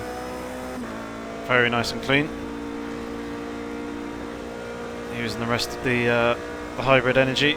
Looks like we've got about a 10th up on our previous lap, according to the Delta. So this should hopefully be a 128.5, and indeed it is. Why? What? Can you move aside from me? I've got fucking second place, 7 seconds behind. Once again, apologies there for the swearing. Okay, that's not what I tried to do, sorry. I think it's either the next race, round 3, or potentially round 4 is when I actually got the audio issues. Well, not necessarily issues, but the audio tracks on separate tracks for the game and the microphone. If you can move aside now, that would be very fucking helpful. But yeah, they'll be able to remove a lot of the chatter and have more just the in-game sound. I know some people said in the previous video that they do like to hear the chatter, especially stuff that's kind of very similar to the old TGC days. But LMP1, take it inside first corner. But where this is league racing, yeah, this race is done for me now. Great. And that TGC stuff was a lot more just kind of casual but organised racing, just for fun. It wasn't actually serious league racing. The chat was a lot more light-hearted, with more jokes and people having a laugh, whereas obviously this is a lot more serious. People actually wanting to do well, and sometimes emotions run a little bit high as well in pretty stressful situations. And this is me coming past my teammate One Tyre as he is coming out the pit lane to serve his pit stop. And I've now leapfrogged him up into a podium position, but obviously I've only got 10 litres of fuel remaining. I'll end up handing that position back to him, and he will resume third place. Just got to make sure that I end up staying ahead of Nunu, so that's why I'm continuing to push. And obviously pace has been a little bit better than my teammates, because last time when I was coming into the pits I was actually just behind teammate one tyre, but now I'm a second and a half to 2 seconds in front. Maybe a little bit more. Pace over the course of the stint has obviously been better than his. Whether that be through pure lap time or whether it be through traffic. Of course, traffic's always something to consider with the multi-class racing. Once again, another nice tidy run through the bus stop chicane there as well. So we're on for another 128. So the main thing with these endurance races is just don't really worry about being fast. Focus on being consistent. Because if you're constantly trying to chase the fastest lap and really pushing yourself, you're going to end up making more mistakes, and obviously that's going to be costly in a longer endurance race. Whereas if you focus on consistency and focus on minimising mistakes, you end up losing less time overall, and the pace will also naturally come to you. You kind of learn the track a little bit quicker. You consistently hit your marks if you're aiming for the same spots. Just your overall accuracy improves a great deal, and the lap time naturally kind of comes with that. So make sure you focus on your consistency. Make sure you practice for a decent number of laps in a stint as well. It's no good just checking the car over the course of 3 laps, as the tyres tend to only start to settle 4 to 5 laps into a race. Obviously it depends on the length of the circuit. The longer tracks will require less laps, but kind of similar distance, if you get me. As obviously on a circuit like this it'll probably take a good 5 laps or so for the tyres to kind of bed and settle themselves in terms of tyre pressures. It's only really then that you're going to get a true sense of what changes you've made on the car if you are testing setup changes.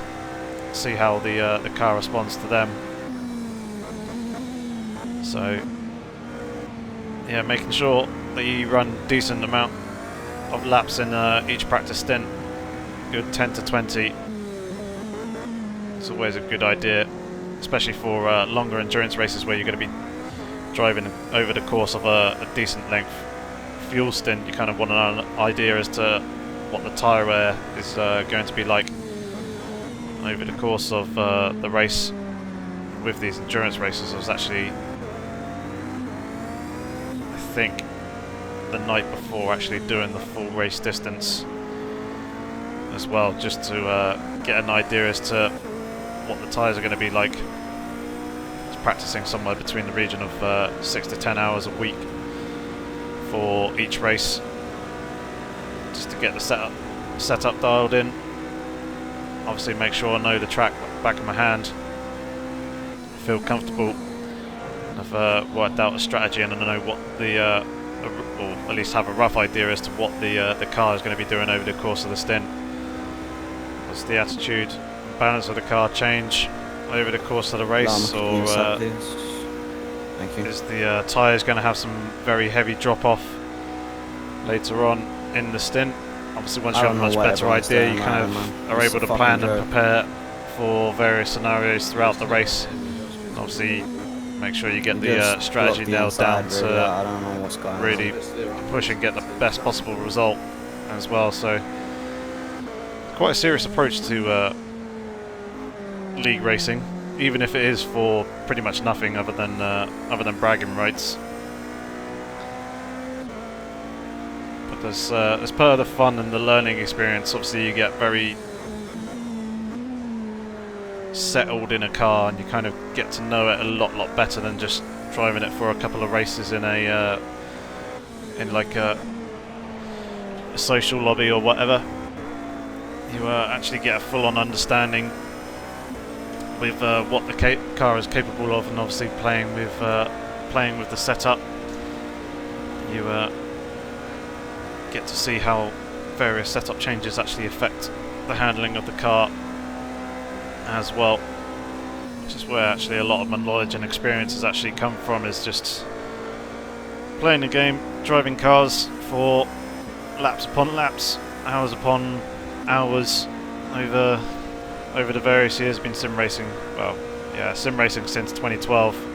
Been playing racing games since a very young age.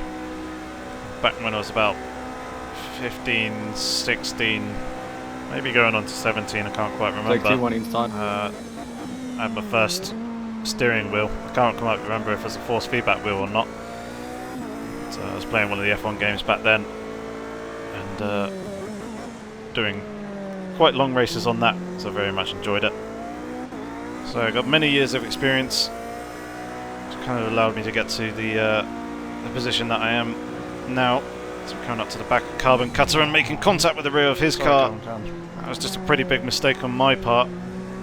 Yeah, I was just losing the rear, just well. And that would explain why and how I ended up misjudging the situation. As usually the car goes over to the left-hand side of the circuit. Yeah, I wasn't sure which way you were going to go. That's me, yeah, just explaining. But yeah, I was expecting him to go over to the left-hand side of this circuit, but then he was kind of hanging to the right-hand side, so I thought, okay, I will go to the left and go around his outside, but as he was kind of losing the rear of his car, he started creeping over to the left, so I thought, okay, I'll switch over to the right, and yeah, he kind of corrected himself and straightened up and was there and went straight into the rear of him, but here comes a worn tyre. Obviously got quite a bit of airage damage now, and also suspension damage as well, but with only a litre of fuel remaining, I needed to come into the pit lane anyway, so in we go, missing the pit box as I was adjusting things. Want to take on a fresh set of tyres. Obviously need to take on a full tank of fuel, well not quite a full tank of fuel, but enough fuel to get myself to the end of the race. So doing that as well, fresh set of boots will allow me to really push and try and catch up with Nunu, because it's pretty much inevitable that he's going to pass me anyway. I'd rather be doing it on fresh tyres rather than the heavily worn tyres that I actually got. And Nunu's actually coming into the pit lane now as well. So this is obviously working out in my favour, but I need to get this damage repaired. I think Nunu's just taking the opportunity to come into the pit lane to take on the fuel that he's going to need for the remainder of the race. There's a Corvette behind who's having some troubles getting into his pit box. He finally does so. But he did have to back up. Obviously I did as well. Wasn't really paying attention. I was adjusting the ICM, as I said. So we're just waiting for this repair to finish, as Nunu is actually back and rolling once again. And so are we now. So we're going to end up coming out behind Nunu, which is quite unfortunate. I was hoping that was going to come out a lot closer to him, but yeah, at least we've got the fresh rubber, and we've got Small I'm pitting. We've got over 30 minutes remaining to actually try and catch back up with him and pass him. See if we can reclaim 4th position. So coming out the pits in 5th now. Let's see what this gap is to Nunu in front of us.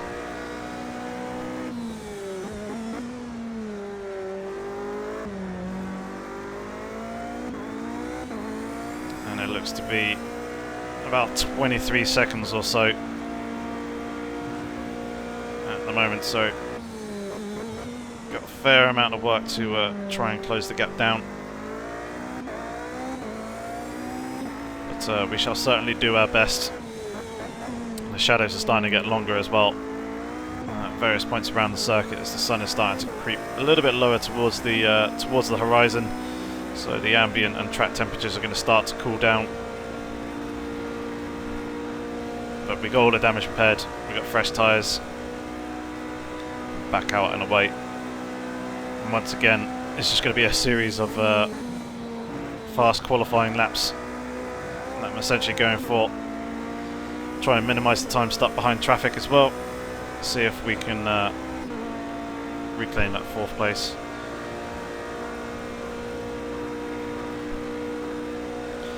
So up in front of us, we got 3 cars on LMP2,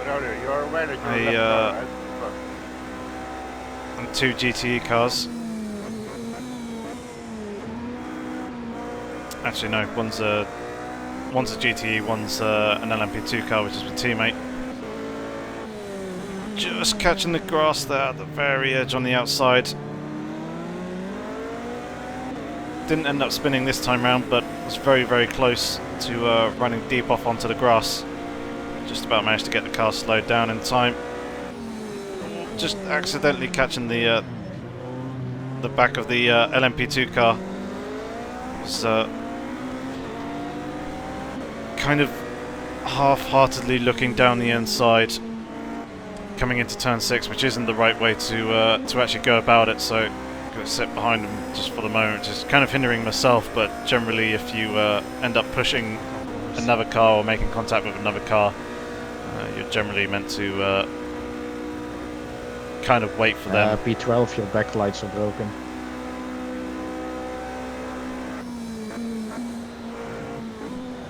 Even though they're not necessarily in the same class, just felt like doing that just to be kind and courteous.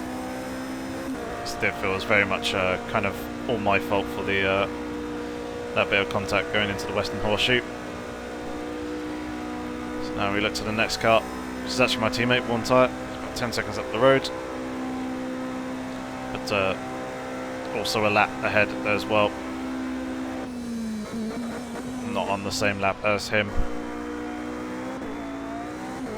And obviously, where I came into the pit lane just behind him, I've lost a lot of time through repairing the damage.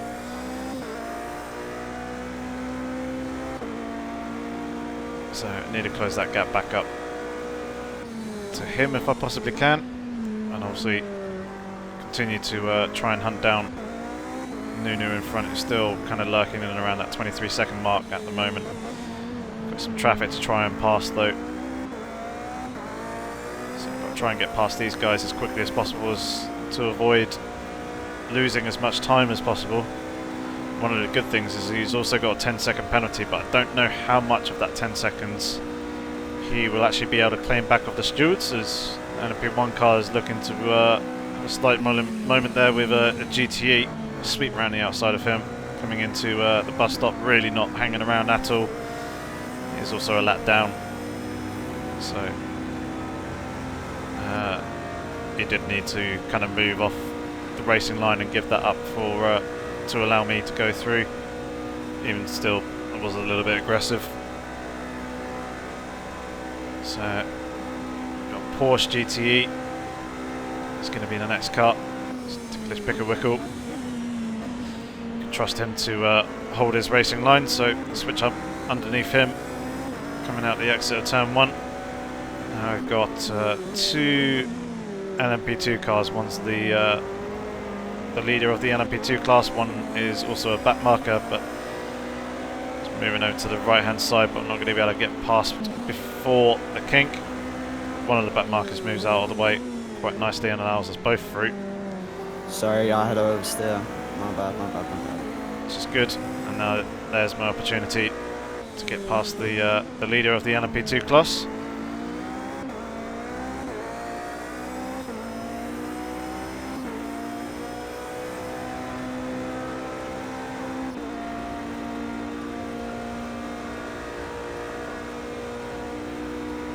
It looks like there's been a change of lead as well. I think Lucas has managed to get his way past Bird. He's actually lost a good chunk of time from that as well. I think it was Bird who was actually saying that he was the one who was having some troubles, possibly a slight spin, which just kind of brought him round. And here's just me just double checking that I've got enough fuel to actually go the race. I'll note that I won't have enough fuel if the lap counter changes to red in the refuel car section, but it doesn't, so it should be all good there for making the remainder of the race. So we've got 2 Corvettes here in front of us, both in the fantastic yellow Corvette racing livery. One moves over to the right hand side, so does the other, so slide on past both of those for the kink quite nicely. And now Bird has actually entered the pit lane as well. don't think I'm going to be close enough to unlap myself from him. But at least we'll be a little bit closer, even if it doesn't actually amount to anything. So, still trying to chase down Nunu. I think the gap's roughly around about 21 seconds now.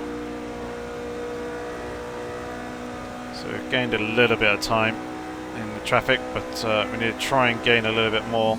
25.5 minutes remaining. Good smooth run through the bus stop chicane there. Feels so good being able to take a very fast chicane like that.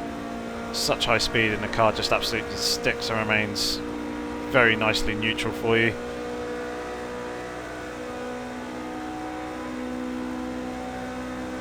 And now I've got two LMP1 cars up in front of us. Going on the pit lane. Keep going. And I think also a GTE, and that GTE has gone and spun, so we're going to have to go a little bit deep there around the outside of him, but get past wide relatively quickly. So next up will be the two LMP1 cars that we can see in front of us. Also appears to be a LMP2 car up there as well. So hopefully we can get past him relatively quickly and actually get through that little bit of traffic. And hopefully the two LMP1s will be quite aware and move out of my way relatively safely and allow me through. So getting pretty close to the back of the LMP2. I'm going to pass him out on the exit. So now that we're clear of him, it's just these two LMP1s of Skarky and Spudbuster, which are both in the Porsche 919 hybrids. And they seem to be battling for position as well, over 7th place in the class. But it looks like we've closed up a little bit in the bus stop chicane and closed up out on the exit, as they're actually going to trade positions, as one of them's going a little bit slower coming out the exit of the bus stop here, giving them a flash of the lights just to make them aware that I am coming up behind. Skarky recognises that and moves over to the left, and I'm going to have to go up high around the outside. See if we can also get past Spudbuster before turn 1. I think it's relatively close. I think Skarky's going to try and have a go at Spudbuster and try and make a move as well. But Spudbuster manages to defend the position despite me on his outside. But yeah, we're past both of them now, so we've got a bit of clear air. Thanks guys. Up to Marauder in front of me, who's just a few seconds up the road. There he's just going into turn 6. Saw him very, very briefly. So we have a little bit of a ways to go before we actually close up onto the back of him. Hopefully we won't actually catch him in the bus stop chicane. And we won't be compromised through there, as our lap time is looking very good at the moment.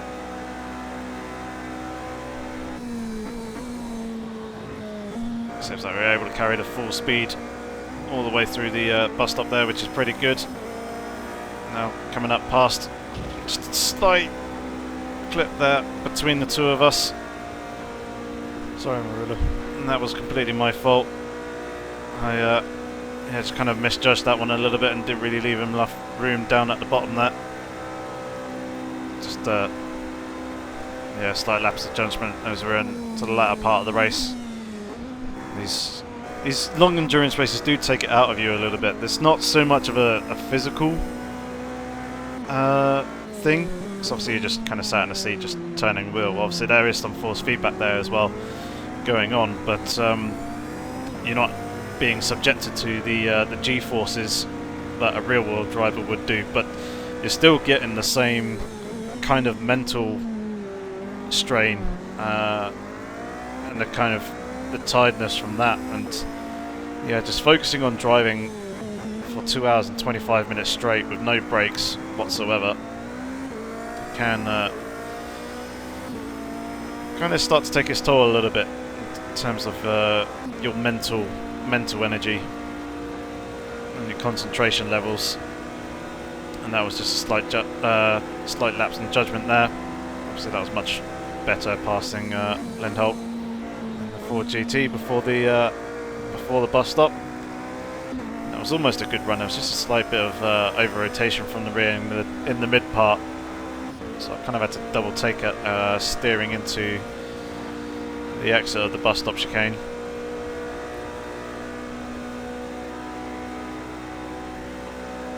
So we're going to be on for a low 29. Insane! Holy LMP guys, keep it together, please. So it's like a couple of people having a bit of trouble out on track. Nothing like a good old TV turning off in 55 seconds. I do apologise for reducing the volume in a couple of places, especially when the chatter was starting to get really quite heavy and there was a few expletives floating around. And as I was wanting to talk about and explain stuff, I had to basically reduce the volume so I'm not being talked over each other, as it were, but unfortunately that does affect the game volume as well. I'll let you pass, Scott. You're taking time. A little bit of oversteer there, coming out of turn 6, but managing to hold on to it. Like me, I just did some Mission Impossible shit right there. Do you think you're faster than me? Who you speaking? Scott to Old T. Yeah, I'm faster than you, but I'm pitting. Could you please be quiet? Okay. Yeah, a few people just talking away. It's kind of nice in a relaxing sense, but some people don't like the chatter. They can find it very, very distracting. Don't like to be talked to all that much. I honestly don't mind it personally, providing they're not swearing or shouting or anything like that. I'm quite happy to listen to people talking in endurance races like these, and I'm also quite happy to talk to, well, not talk to myself, but talk to them, talking back whilst driving as well. But I know that some people certainly don't like it and find it very, very distracting, and obviously prefer to Jesus! sit in radio silence so their concentration levels aren't affected. And you could ask the question, why don't they just mute Discord, TeamSpeak or whatever, but sometimes you do also need to hear instructions from the coordinator in relation to the race, so it's not the best of ideas to have your volume completely muted, but obviously there's a trade-off in that kind of sense as well.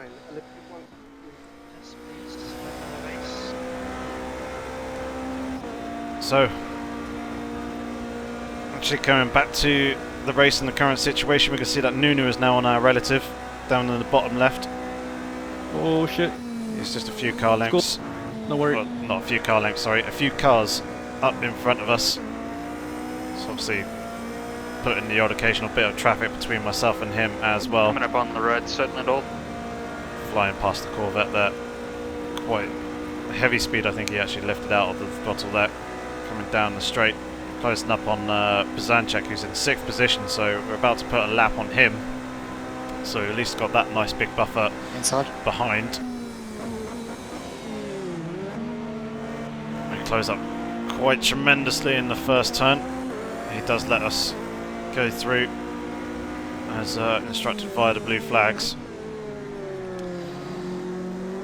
I get a huge amount of oversteer there, just about able to manage to hold on to the car, get it saved, and back straight again.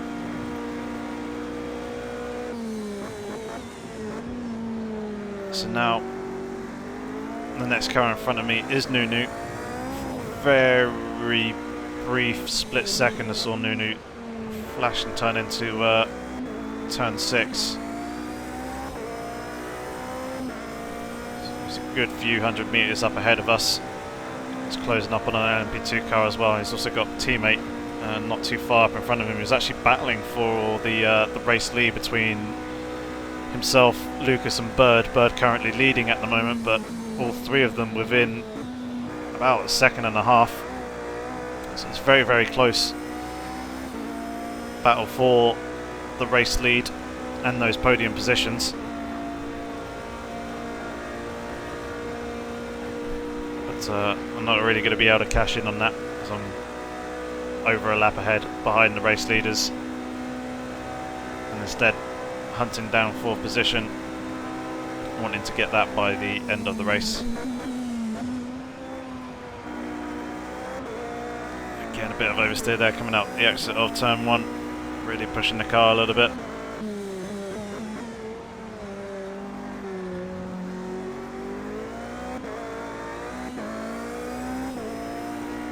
You can see the sun really starting to set as well. The overall ambient colours are starting to change.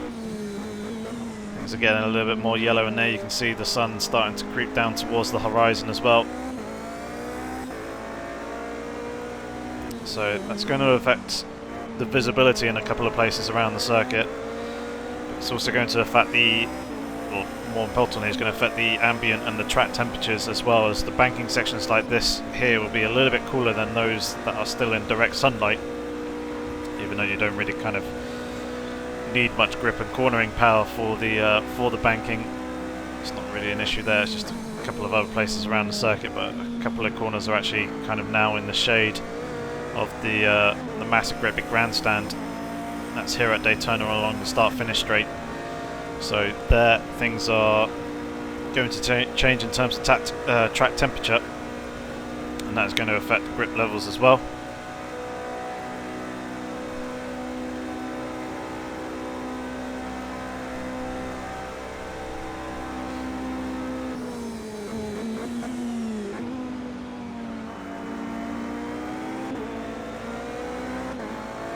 Fortunately for us, the LMP2 gives us plenty of room there through turn 2.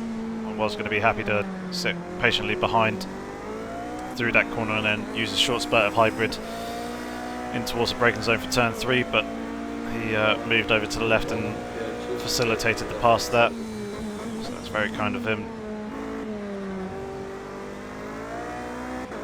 Allow me to press on, keep hunting Nunu down in front, closing up on him. Good amount as we're working our way through this traffic, and I have to say Daytona looks absolutely fantastic in these kind of sunset conditions. Really like the colouring in the sky, as you can see. Looks very, very pretty indeed. The car as well, all the rubber and dirt splats on the front wheel arches, and also the windscreen as well, getting a little bit dirtier over the course of the race. Just showing the battle scars from this round in the 2 hours and 10 minutes that it has done.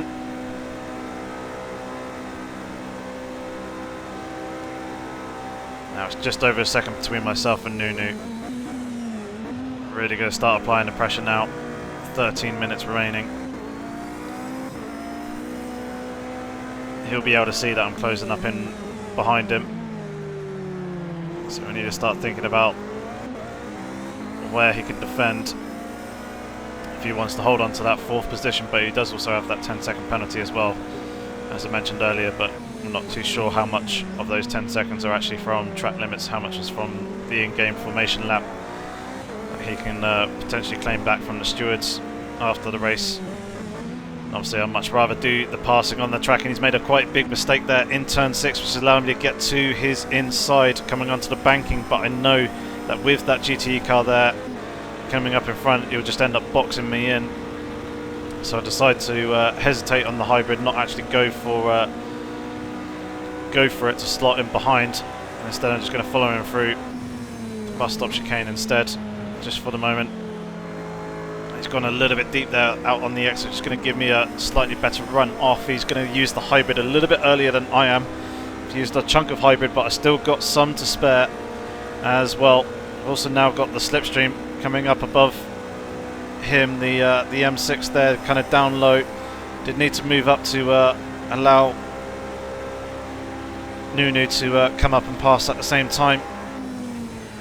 Huge amount of speed being carried into the braking zone for turn 1, but he's gone deep, and that's going to allow me to make the pass down the inside. Managed to nail my braking point and get the car slowed down for the apex, as he locked up the very last section and last segment, shall I say, and ran a little bit deep there.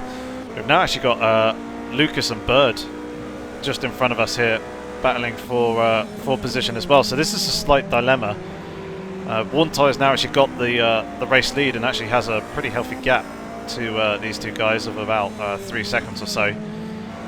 But where I've got Nunu right behind me, obviously I want to try and push to extend the gap between myself and him, but I don't really want to interfere with this battle in front. So if I'm going to get past, I'm going to need to do it pretty quick. You can see that Bird isn't too happy to let me through here at this stage. Lucas is looking to the inside of a Corvette here coming into the chicane, but actually backs out of it, and actually Bird goes into the rear of his car and ends up spinning. The two of them making contact. That forces Lucas to go off across the circuit.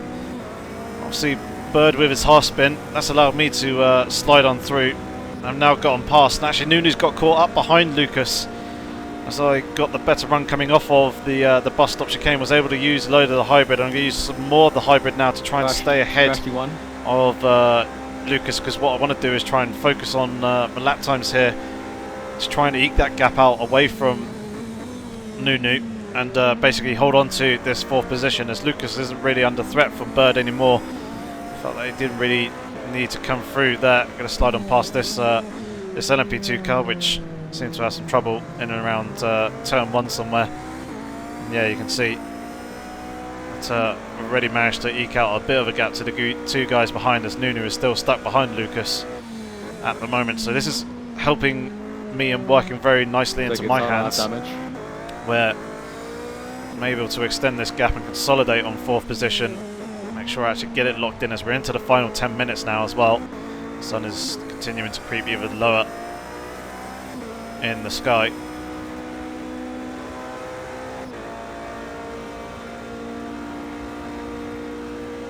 And now my teammate Warren Tyre has got an even bigger lead over 2nd place Lucas, so very good stuff for him. Obviously that's going to be a good haul of points for us, our closest rivals, Audi Sport South Wales, not scoring any points here in this round, whereas providing that Warren Tyre doesn't have any issues before the end of the race, I did not just get a slowdown for that.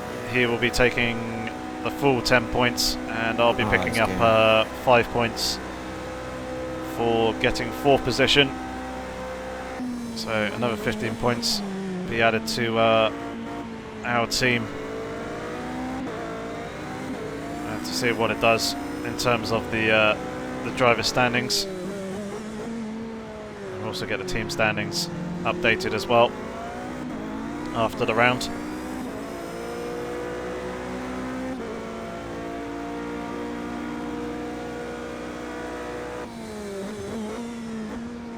So continuing to just work our way through the traffic.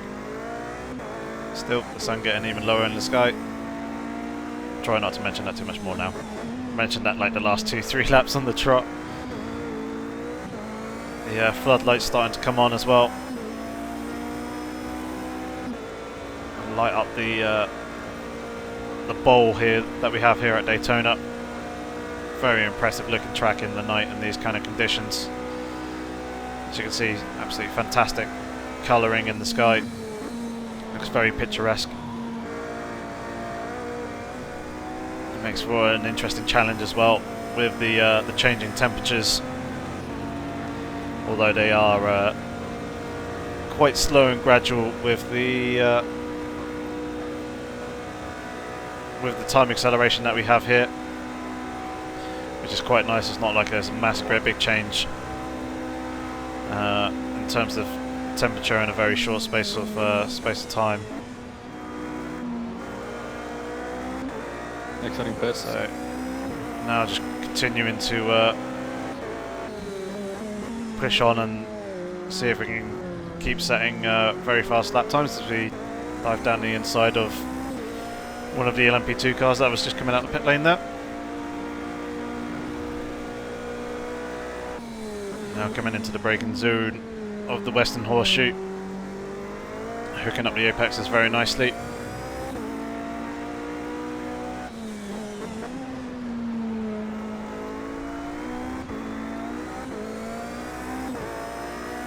Good smooth run out onto the banking, no traction issues there.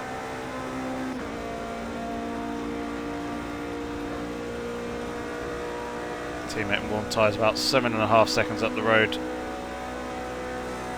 from us and in front. Just dragging the brake here, coming into the bus stop chicane with the GTE traffic in front.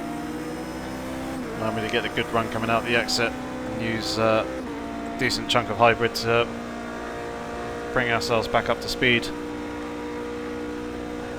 Coming off the corner.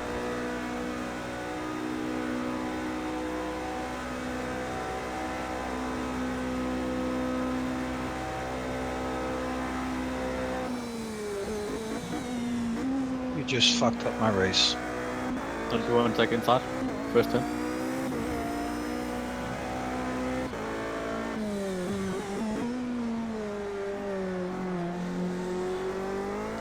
So things are looking pretty good now. For that 4th position, we've got ourselves a very healthy gap to Nunu behind, 18 seconds.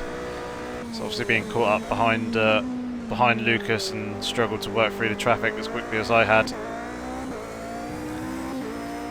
And possibly after actually losing the position, possibly actually giving up when I started to pull away. Giving up on chasing up 4th and instead just kind of consolidating and settling for 5th instead, and just trying to make it to the end of the race to take the points, which is an important thing in league racing. Make sure you get the consistent results, try and grab what points you can, and yeah, not really ever give up. This is the main thing from this race. Obviously having that big heavy contact in the first 20 minutes or so dropped me way down the order, down into I think 15th, 16th overall. I think it was a 10th position in class, so it dropped me out of the points, but just by kind of forgetting about the incident and instead just focusing on the cards that I'd been dealt with and adapting to the situation, just getting my head down, pushing hard, being able to recover somewhat in this race, back up into 4th position to get 5 points, providing that obviously finishing 4th position, sorry. It's one of the number 2s, was a little bit wide there. Slide on past the Ford GT before turn 6, but stay behind the LMP2 as he goes and locks up and runs wide, so I'll slip up underneath him and go around the outside of the GTE, so a bit of a slalom there between the cars. But yeah, never give up in a longer race. You never know what might happen. So saw Endless have some issues dropping out of the race. One tyre, despite starting from 5th or 6th position, I think, or being down in 5th or 6th position at some point, has now ended up out in the lead of the race. And yeah, although I'm still a lap down, I'm still able to recover a bunch of positions to score a decent haul of points. Obviously it would have been nice to have gotten up onto the podium, but that would have been pretty far out of reach considering the pace that the guys are running at the front.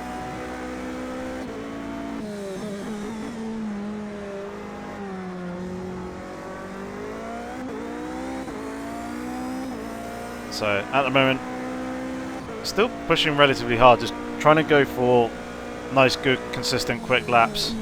But I'm also actually trying to catch up with my teammate as well. I'm trying to catch up to one tyre because what I would like to do is do a kind of formation finish between the two of us. Obviously I'll be a lap down, so I'm not going to interfere with his result, and obviously where he's a good 18 seconds ahead of Lucas is not really under any threat there. But at the moment he's still lurking around 6.5 to 7 seconds in front of me, so a minute and a half. Don't think I'm going to be able to actually close that gap down, and running a little bit deep there into the bus stop chicane is going to cost me time as well. Coming out the exit of that is going to compromise the speed down this straight. But yeah, it'd just be nice to go across the start finish line in a nice little formation to celebrate his first win.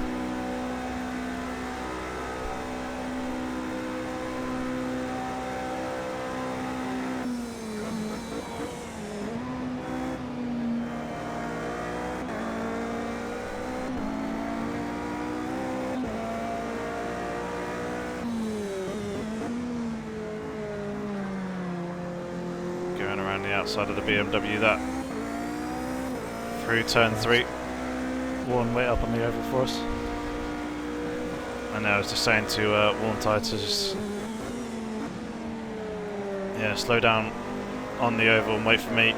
So we're into the final 30 seconds. So this is going to be the last lap of the race. One of the LMP2 cars kindly moving out the way there. Sorry, what? Wait on the oval. Wait for me. Across the finish line together. Yeah, that was me just telling him my plan. Do a photo finish. He's just going through the bus stop chicane at the moment. We've got a GTE car between the two of us. I should pass him relatively quickly coming out the exit here. So he's just lifting and coasting at this point to allow me to close up. You hold inside. So I'm telling him to stay down low. Here I am just forming up alongside him. So we're going to be side by side coming across the start-finish line. He's doing a nice flash of the lights there just to celebrate his win. So he comes and claims that, and I come home in 4th position overall. After all the drama in the race, pretty pleased with the points haul in the end. It's a pretty tough one, obviously long, 2 hours 25 minutes. And if you've made it to this point, congratulations and thank you for sticking the entirety of the video out. I shall include the updated Drivers' Championship and Team Championship at the beginning of the next round, which will actually be round 4 because I ended up missing out round 3 unfortunately. So the next round will be round 4 at Silverstone, and I have the Drivers' Championship and Team Championship updated there for you guys, to also include the results from round 3 that I unfortunately missed. So that's going to be it from this video. Thank you very much for watching. Hopefully you guys enjoyed it. Give it a thumbs up if you did. If you have any comments or questions, feel free to leave them down in the comment section below, and I should get back to you as soon as I possibly can. If you're new to the channel, consider subscribing for awesome Project Cars 2 content. But other than that, thank you very much. Hopefully I shall see you in the next video, but until then, have fun, stay safe, and take care.